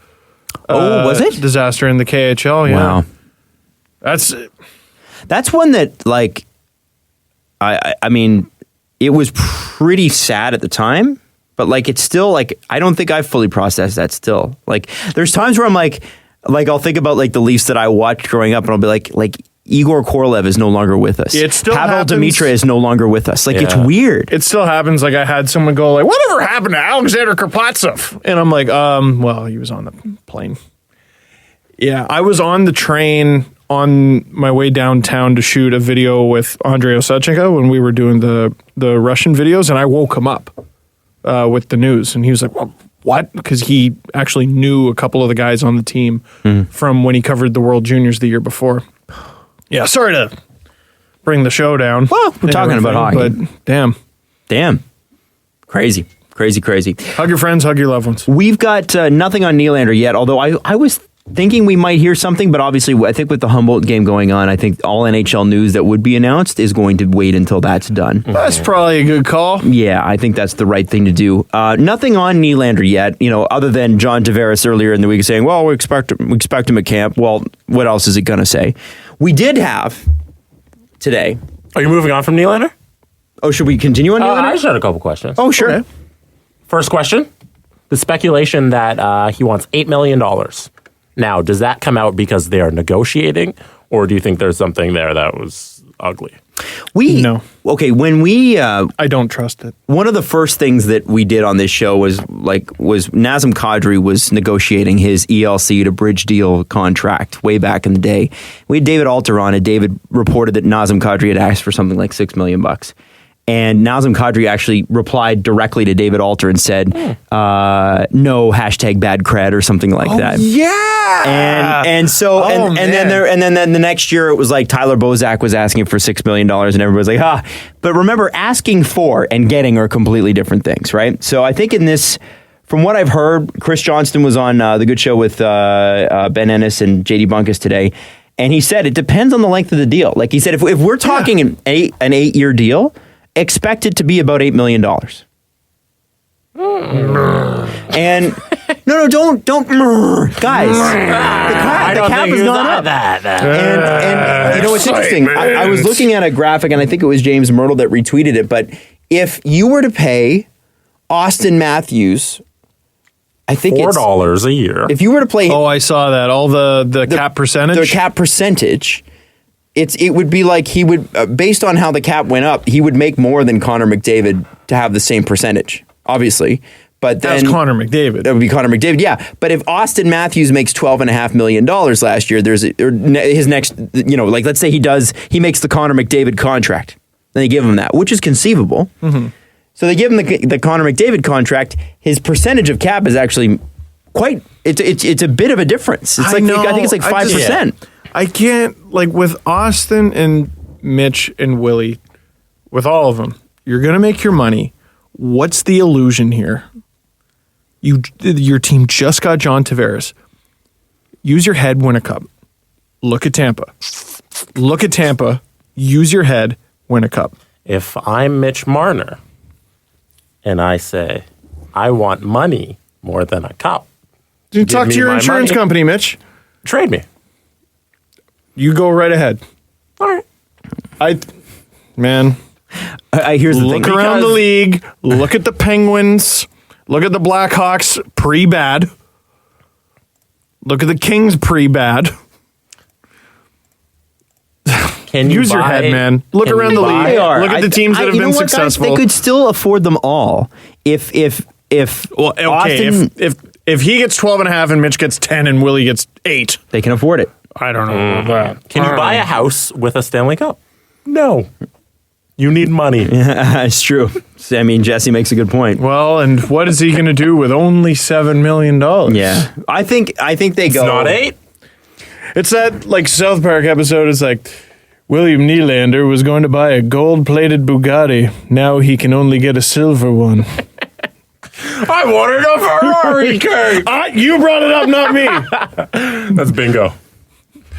Sorry. Can he still get a gold-plated one? My other question regarding Willy was, are you concerned that he's not in the country? No. That's a power play. Yeah, they do that all the time. Didn't Pasternak did that? Why is that a power play? Oh, Pasternak did it right up into it's. Hey. 2 minutes. 2 minutes for being smooth. Just too smooth. For being too damn funny. My understanding is the agents will tell you to wait if you're not a Canadian or American. They tell you to wait at home. So wherever home is. Didn't Mark Messier notoriously do this as a player because he hated training camp? He's like, I'm just going to sit this out. That was awesome. That sounds like a Messier thing to do. Yeah, I'd have to. Like, Mark, we've got all these cookies that are shaped in the fashion of a Stanley Cup. Yeah, no. We're hoping that you might be able to hold these over your head. Oh. Your training camp will be 2 weeks of holding cookies above your head. Think about how jacked you would get by the end of it. Think of how jacked he would be. Yeah, that would be great. Somebody should ask him to do that. You know, I think here's the thing, man. Like Yes. it's sending the team a message. No, I am not capitulating. But both sides are going to have to move on it. I'm sure they're like $500,000 apart. I bet both sides want to do an 8-year deal. And also, I got to say, like, everybody's talking about, about this deal as though it's going to be some catastrophe if it's 8/8. It's not. He's already skated with John Tavares. It's not like 36 he's not doing any skating here. Like 8 times 8. What is 8 times 8? 64. Trophy, please. Are you uncomfortable with giving William Nylander $64 million? Because I'm not.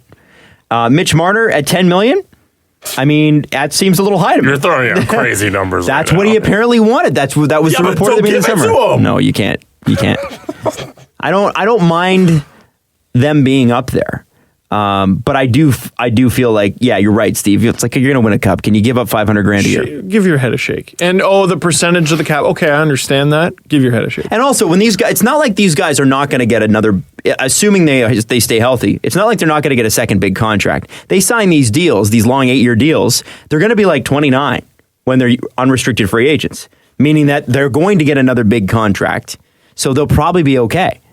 I don't know. If I'm them, I go the full 8 years, pay me as much as I possibly can make, and let's go win a cup. And third question. Adam Wild. Yeah. Oh, someone's coming in. Someone. Hello. Oh, sorry. Oh, hi, no. Hi, Devo. Hi, Devo. Hi. What's up? No, that's okay. We're probably about half an hour. Yeah. Sorry. Bye, Devo. Yeah, sorry, say that again. Question. Adam Wild, you are a Steelers fan. I am.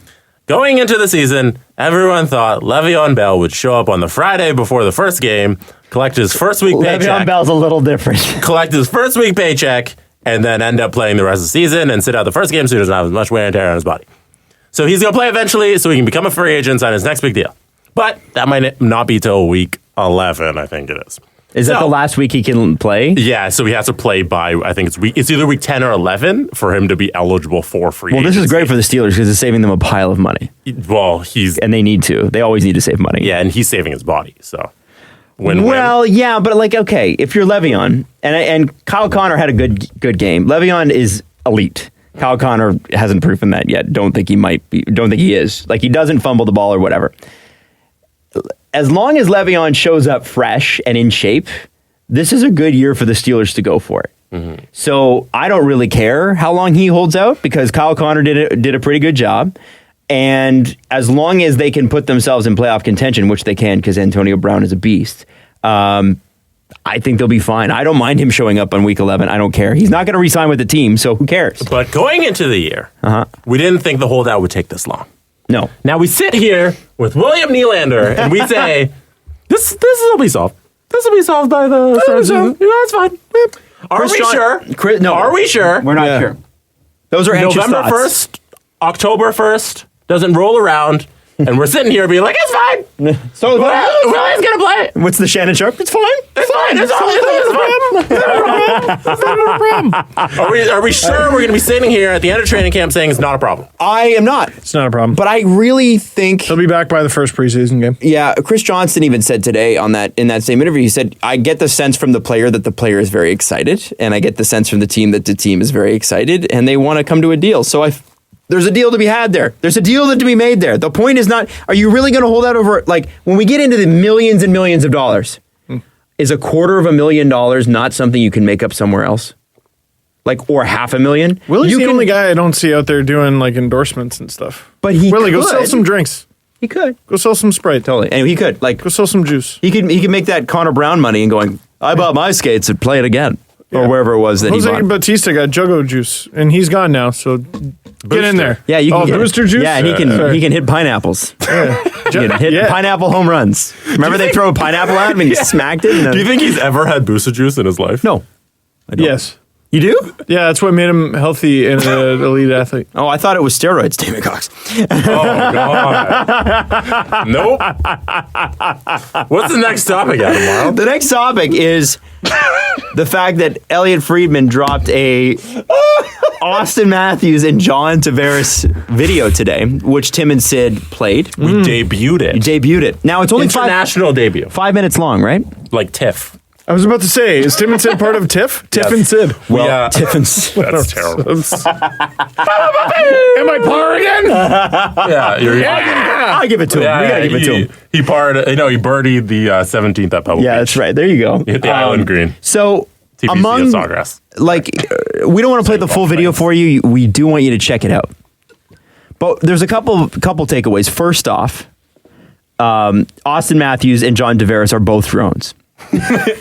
They're both robots. I thought you all knew this. But no, It's when you see them smart. together, it's like double drone. It's just like, whoa, wow, that together. Oh, and now we go live to a clip of Auston Matthews belly laughing. That's it. So with that said, when you put Elliot Friedman, Auston Matthews, and John Tavares in a room, does it not scream wacky morning show? Weenie in the butt in the morning. Like I think the best part of this interview is the super funny joke that they tell. Oh, what's the super funny joke? I like jokes. They have super funny jokes because, like, when you think Elliot Friedman, Auston Matthews, John Tavares, it screams comedy. Like Netflix special. Hello. Hi, this is Netflix. You're approved. They're on Just for Laughs. No, they're at Yuck Yucks every Friday. Oh, Yeah. They're like the new. They're like the new Three Stooges. Oh, Adam. Have a listen to this video clip. Have you told John I like my one-timers in a certain spot yet? Yeah, I told him front foot. That's pretty sure. My God. Let's play that again. One more time. Have you told John I like my one-timers in a certain spot yet? Yeah, I told him front foot. Better not miss. That's pretty. You sure you can get it there? Yeah, I'd hope so. Okay. The punchline to his joke is, I like it front foot. And then the best part was they didn't even go out on the pinnacle. You're supposed to go out on your peak joke, right? Better not miss. Better not miss. Shoving buddies. Better not miss. Let's play one more time. Have you told John I like my one-timers in a certain spot yet? Yeah, I told him front foot.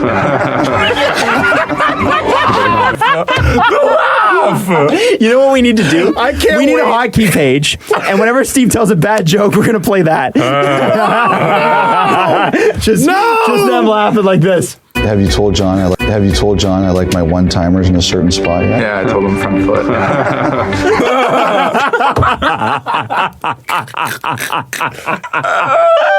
That's awesome. You God. I'm so glad you clipped that, Jesse. Thank you. Wake up. It's your dad. You just had your wisdom teeth taken out. We got to put you in the car. That's how I laugh. Steve, wake up. So I'm trying to convince Steve, Jesse, to get a Maple Leafs replica helmet for his videos this year. Okay. Because Steve, he's notable for some of his impressions, starting with Vesa Toskala back in the day, but working his way in. And That's a throwback, Yeah, and I'm glad I don't have to do that one anymore. that's right, because there's some kids that were not born that now watch our videos when that was done. Cool. I'm now very upset. So when especially when they were younger, Tavares and Steve kind of looked alike. And I think I'm fat. If you were to put on a helmet, though, and a visor, I think you'd look exactly like him. So what I think you need to do is invest in the Toronto Maple Leafs helmet. And even if it's not like Leafs logos on the side, although I'm sure at an equipment sale you could get it. Probably. But you should, I don't know. I know how to make stickers. You should just put stickers on it. Yeah. And I think it would be really amazing every time that you did John Tavares, you put on the hat or the helmet. I got to work on my John. So he'd be helmet. So instead of hat guy, he's helmet guy. Get it? Ah! Because Helmet guy. wait, helmet guy. By the way, I was thinking a new series for your videos should be EFR, so Eugene fan reaction. Excitement! Excitement fan reaction. No, Eugene fan reaction. Every time Eugene releases something, you react to it. So that is it for this one. Thank you very much for watching. Click like if you were excited by this one. Click subscribe if you were excited for this one.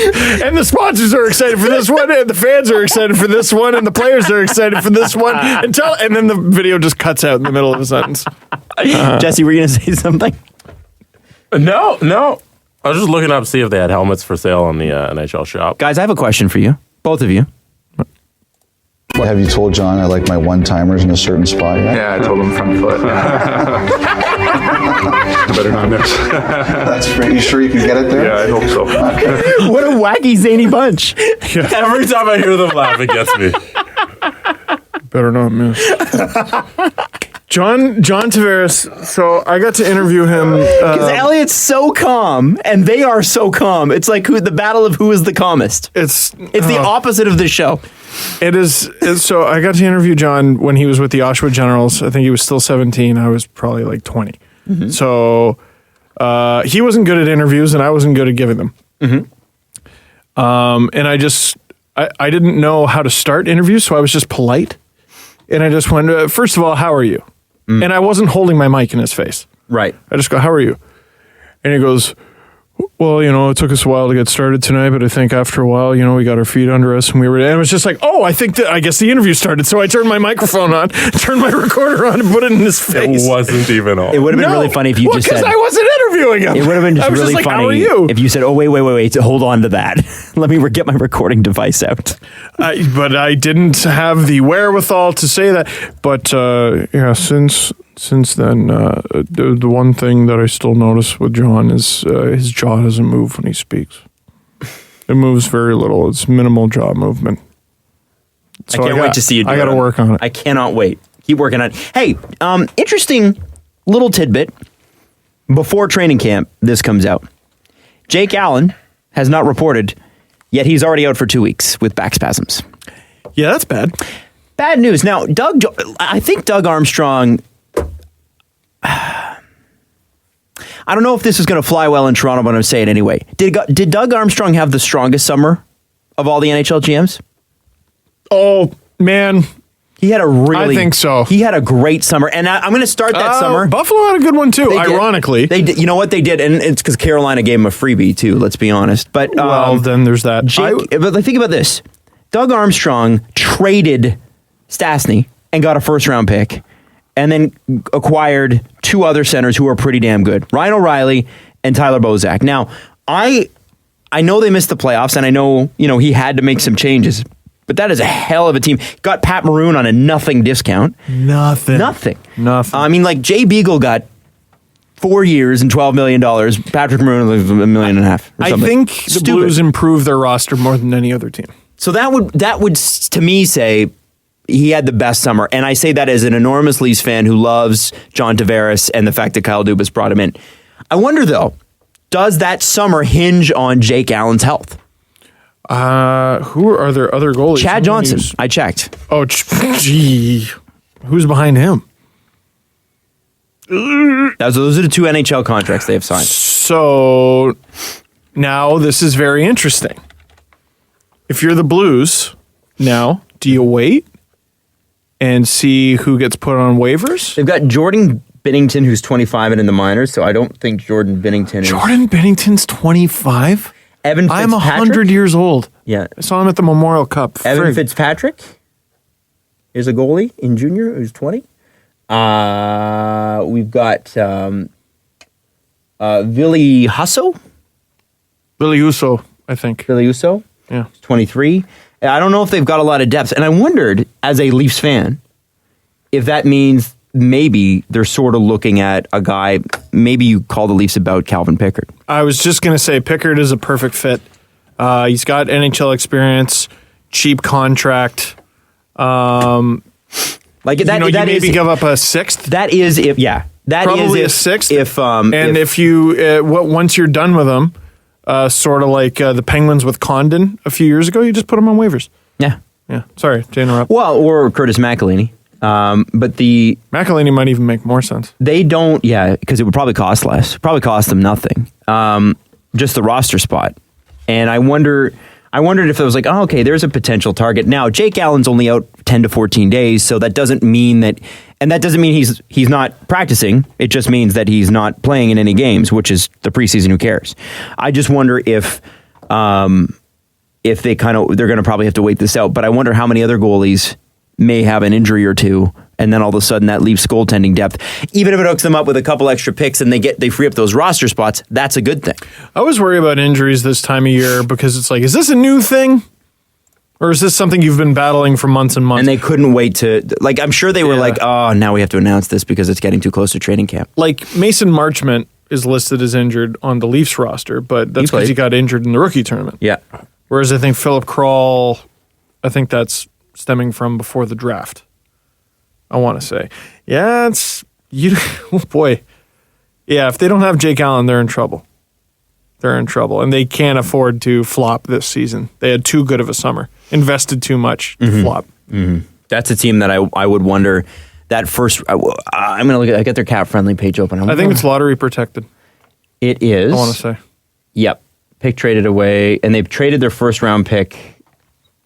Every team is going to lottery pick from now on. Not today, Satan. They've all just seen the movie. I wonder if if that's a team that goes hard after a goalie that becomes available, trade deadline or something like that. Oh, I don't know about trade deadline. I mean, it's a cheap market for goalies too. This is the perfect time if you're going to make the move. I have a weird feeling it's going to be a busy November. You think so? Yeah, that's rare. It's going to be a lot of teams kind of figuring out what they are. I actually think a lot of players are going to sneak through waivers at the beginning of the season, and then some moves are going to happen. But you never know. Never know. We need legit hockey news tonight because even though a lot has happened over the last couple of days, we're starting to talk too much about PTOs, and it's starting to piss me off. Nick Shore, according to James Myrtle, by the way, Nick Shore, who is a favorite target of Ian Tulloch, friend of the show. Oh my God, Ian, shut up. According to I love you. James Myrtle, Nick Shore is close on a deal with somebody. Doesn't look like the Leafs are in. So they're really fully behind Josh Jorish or Par Lindholm. We'll see. Or Freddie the Goat. Yeah. No. Sorry about that. Too bad the Leafs didn't have a couple good centers. I see his point. You see, because, well, okay, you're Nick Shore. A lot of teams are interested. And we're having conversations like, do the Leafs need a fourth line center? At all. Oh. Thanks for that, Jesse. I do want to, I have a couple of random stories that I want to finish the show with before we get into the press conference. Drag the show out so that Carlson can get traded or Nylander can get signed. Or they trade Nylander for Carlson. Atlanta Braves on Monday quietly acknowledged that a pitcher named Brandon McCarthy will be shut down for the rest of the season. He's been out with tendonitis of the knee since June. Been trying to work his way back into the big leagues, but I guess apparently there was just not enough time to get him in shape. So he's done for the year. In August, he announced that he would retire, saying that if he planned on playing another season, he would have opted for surgery on his knee rather than the rehab. So he's been trying, can't make it back. 35 years old, 13 years in the big league. He says, you know what? It's probably time. Brandon McCarthy will finish his career with 69 wins.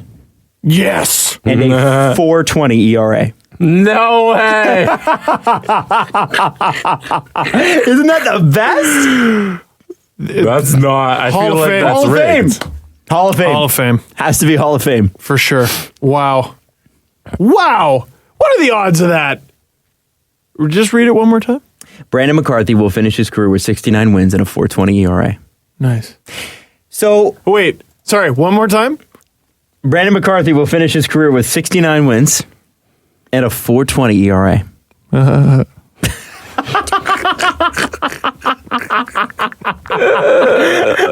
Thanks, John.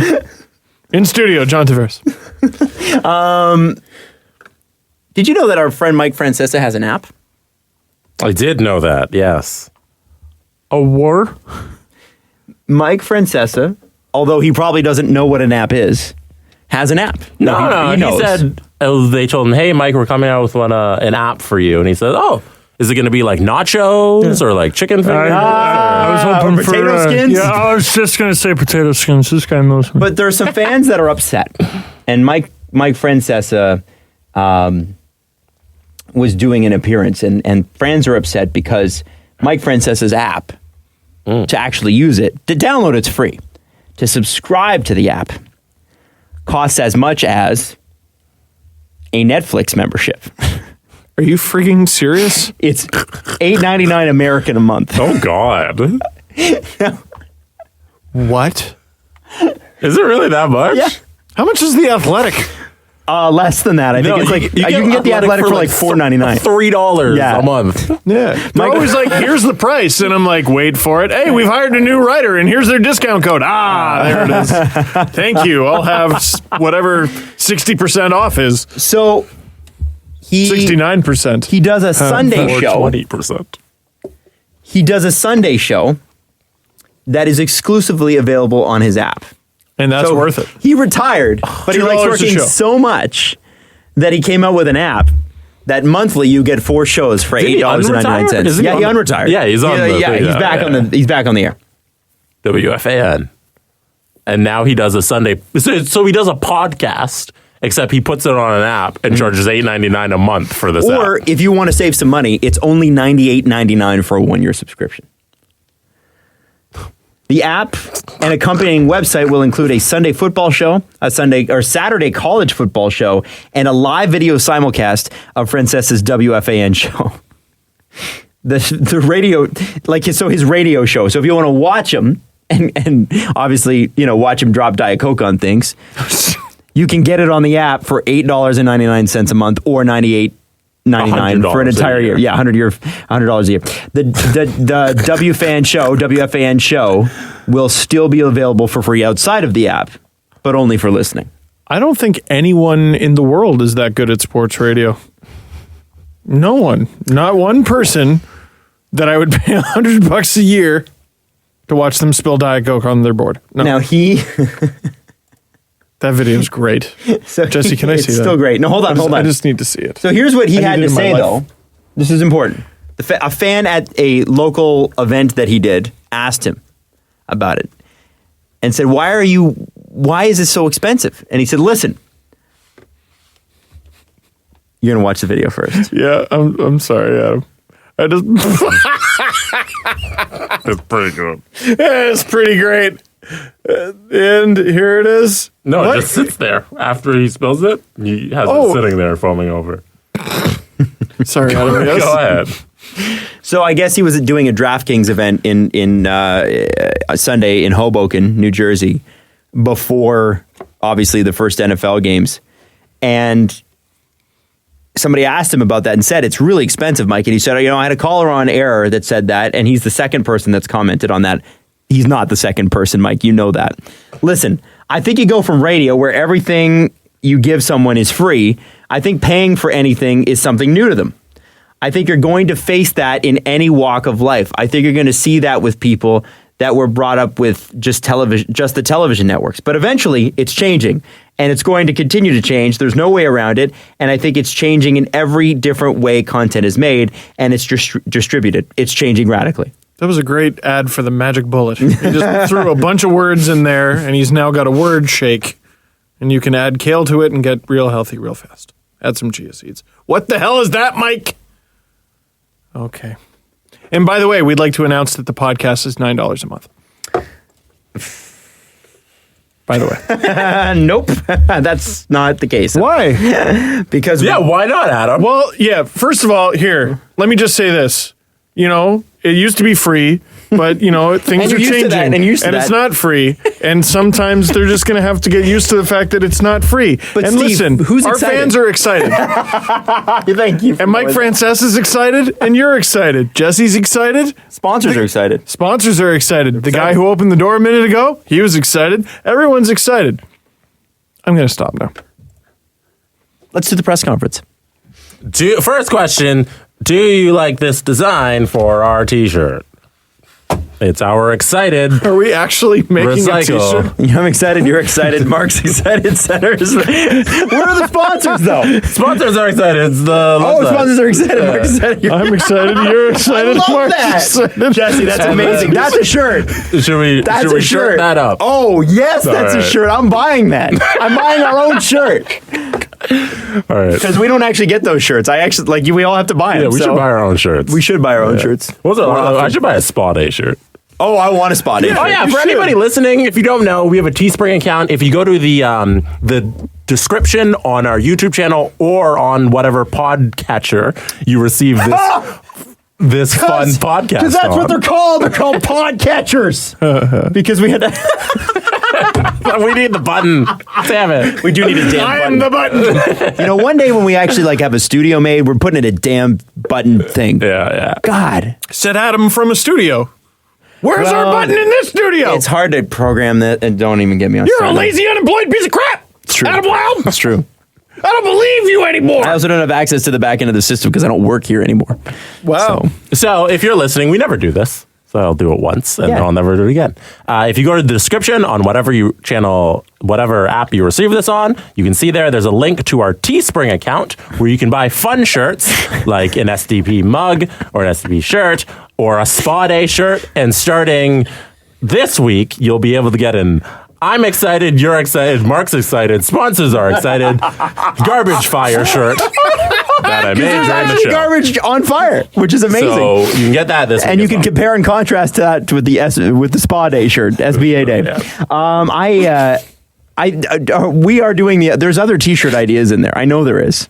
I can't even remember what they were. I don't think we could do a Eugenie Doggy Dog because we might get sued. Huge Doggy Dog, we can do. We can totally do it. Just might be a little upset. It should be huge Doggy Dog and then just the hair. Oh dear. Just the hair. Oh, Adam. Yo, with the flare at the back. No. You know it's true. Yeah, but huge doggy. Or the album art for Doggy Style, except instead of the cartoon dog, it's Eugene Melnick. Can't do that. Why can't you? Because it's stealing. Brian 5 or 6 did that. We can do this. We can get Brian to draw it. Brian, we're excited. Are you excited? Draw the Snoop The fans Dogg are cover. excited. Shirt's excited. And also, when you do get this Eugene Melnick shirt, we want to know who's excited in your life that you have this shirt. I want a 34 and 91 on a shirt. And on top it says front foot, and on the bottom it says haha. That's really good. Yo, that's amazing. Something like that. Yo, the shirt ideas are just flowing today. Put that out there for sure. We're gonna make so many. We're gonna make $40 off that. We make dick on Teespring. Nothing. Yeah, nothing. But who cares? We do it for the gags, not for the money. Yeah, for the lulls. We literally make like so $6. Yeah, we're not Jeff Fler status. As I think we put some. Yo, we might have put ourselves close though. There's some good shirt ideas there, but we need to follow with the huge Doggy Dog. You tell me that would not be a hot seller in Ottawa? No. Okay, here, just William Nylander's face. We can't do that. Apparently, we can. Well. Sorry. Why don't we just take the Leafs logo and then just stick it on a shirt and sell it? No one ever in Twitter history has done that. Jeff is surprised with some stuff, for sure. Okay, new idea. Just Phil Kessel. Okay. Just him straight up. Yeah. Here he is. He did that. On a shirt. Yeah. He did that. Yep. Anyway. Sorry. Yeah. First question. Hey, Jeff, I'm just jealous. Which player would you choose to hold a Ottawa Senators-style one-on-one interview with Dubas about the state of the franchise? Sorry, one more time. So you got to choose a player to sit down with Cal Dubas instead of Eugene from the Leafs. They're going to talk about the state of the franchise. Here's what I'd ask.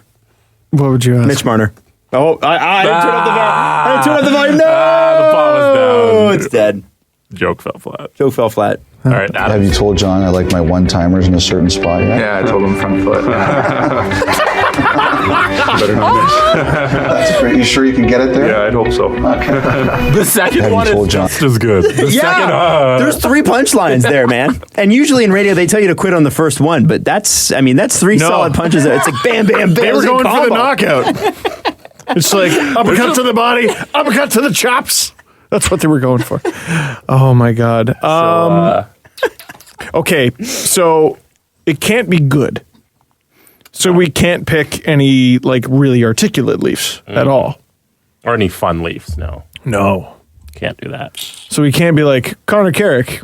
who's going to give us a diatribe about coffee and dogs. No, can't have that. Apparently he's a good quote, though. You know what? I'd like to talk to Andreas Janssen. I've interviewed him and I don't remember what he sounds like. That's what I mean. He's like, when you see him, like I saw him I saw him after some of the Marlies games, and then I saw him leaving when did he get scratched for one of the games in the playoffs or something? I don't think so. No, it was like after a Leaf game, I saw him in a suit. Possibly game crossing the street. No, maybe it wasn't the playoffs. But anyway, I was like, damn, looks good in a suit. I kind of want to ask him about where he gets his suits.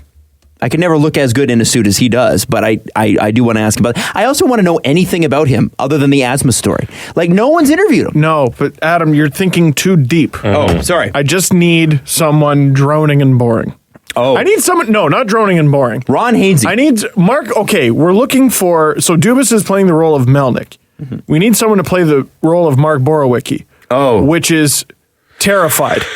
Andreas Janssen would be hostage-like. It's Ron Hainsey. Ron Hainsey hates talking to the press. That's it. It's Ron Hainsey. That's it. And Veteran D is also missing a bunch of teeth. Missing teeth, hates talking. You nailed it. Ron Hainsey. In fact, we should trade Ron Hainsey to the Senators right now just to see the video. For Erik Karlsson. Yes. Yeah. And we're going to be like, Ron, this interview is going to be 23 minutes long. And he's going to be like, I don't know, it kind of feels like it should be around the 14, 15-minute area. No, Ron, we insist it be at least 23 minutes. In fact, Ron Romans is going to be 26. Ron, we're going to be down a person for part of this interview. One of the producers has to leave the room. We're going to continue to leave the camera on for 2 straight minutes with no support. No support. You just carry it, please. Oh, okay. Whatever you say. That was good. Another one. I think you're back to par now. I just on the day? That was funny. Just fight to be even. That was funny. There's old Steve. Well done. Jesse, next question. Final question. Who's a better coach? This is from Big Poppy 75. And the first question was from Bo Vickles. Got to shout them out. Big Poppy 75 wants to know who's a better coach, Peter Horacek with the Leafs or Adam Wilde teaching Steve Dangle to skate. Peter Horacek. Well, Adam made some headway, so I'm going to say Adam. I'd win about as many games. As Horacek did. You know what? I went skating again today. I'm better than I was last week. Steve's doing crossovers. Doing crossovers. I mean, very poorly. Very poorly. Whatever. But nobody starts out great. Yeah, the most important thing is, like, okay, when I can do the public skate, just go around. I mean, not great, but I can do it. I'm not Bambi falling down the second I touch the ice. But when I got out there for offensive to Bambi. You're right. I'm sorry. You know, I have to apologize to all the Bambis out there. Why, Jesse? Are you making me apologize? Is it back to +1? I thought about all the baby deer out there and how they would be insulted if you insulted their ability to skate. And you owe them an apology. Baby deer, just put your mind to it. You can do it. Have you told John I like my one-timers in a certain spot yet? Yeah, I told him front foot. That's great. You sure you can get it there? Yeah, I'd hope so. Oh my God! Have you told John I like my one-timer? It's so good. Thank you so much for playing that. I don't even remember what we were talking about. Go ahead, continue. Okay, so the couple times I've played like shinny in the one hockey game or tournament that I played in last year, you don't realize how much of hockey is just starting and stopping, and I don't know how to stop. So I'm putting an emphasis on stopping. Before the charity game that we're going to do, which, by the way, shout out the charity game. Sign up for it. Yeah, we both have to sign up. And we have to raise money. Yeah, but what we should do, can we do a video where you two are Auston Matthews and John Tavares, and I'll be Friedge, and I'll ask you the question. I'm like, I don't know, Jesse, do you think you can get him to that spot? In a certain spot, Yeah, I told him front foot. Better not miss. That's great. You sure you can get it there? Yeah, I hope so. Can we do an 11, because that clip is 11 seconds long. Can we do an 11-second video and just put it on our YouTube channel and see how many views it gets? just the two of you doing that. Better not miss. Jesse, do you think you can do that? I'm sure we can film it. Yeah. We'll film it, and we'll release it closer to the game. Yeah. Because we actually we'll get a promo the Easter seals and the charity and everything. Totally. We'll do that with the video. Yeah. But we also need to get you two in suits, right? Because you have to be in suits and I have to be in a suit. Oh, yeah. I own a suit. Okay, can you just let me lose like 20 pounds real quick? Then I'll be John Well, the thing Tavares, is like, if we did it right now, I think it'd be too close. Like, we'd lose the funny. I think we got to bring the funny back later on. Like, you got to give people something to look forward to, right? I'd love to. Evan Huber, who did the animation, I'd love to see him animate that. Oh my God. What would he add to it? I don't know what he would do. But also, Evan, hurry up! Can't wait for the next one, whatever it is. Release it now! We're fed up of Have you heard waiting. any updates? I haven't heard from him. No. Oh, man. He showed a screen cap. Also, animation takes forever, and it's really rude of me to scream it's it. like Also, I am out of questions. All right, well, we're going to wrap it up there. No, I think what we're going to do is just stall until Karlsson is traded. Nope. Yep. That's what I'm planning on doing. Okay. You'll Well, be here I am. It's going to happen. It's happening. Better not miss. Oh, I want you to play it one more time. Oh, hold on. Damn it.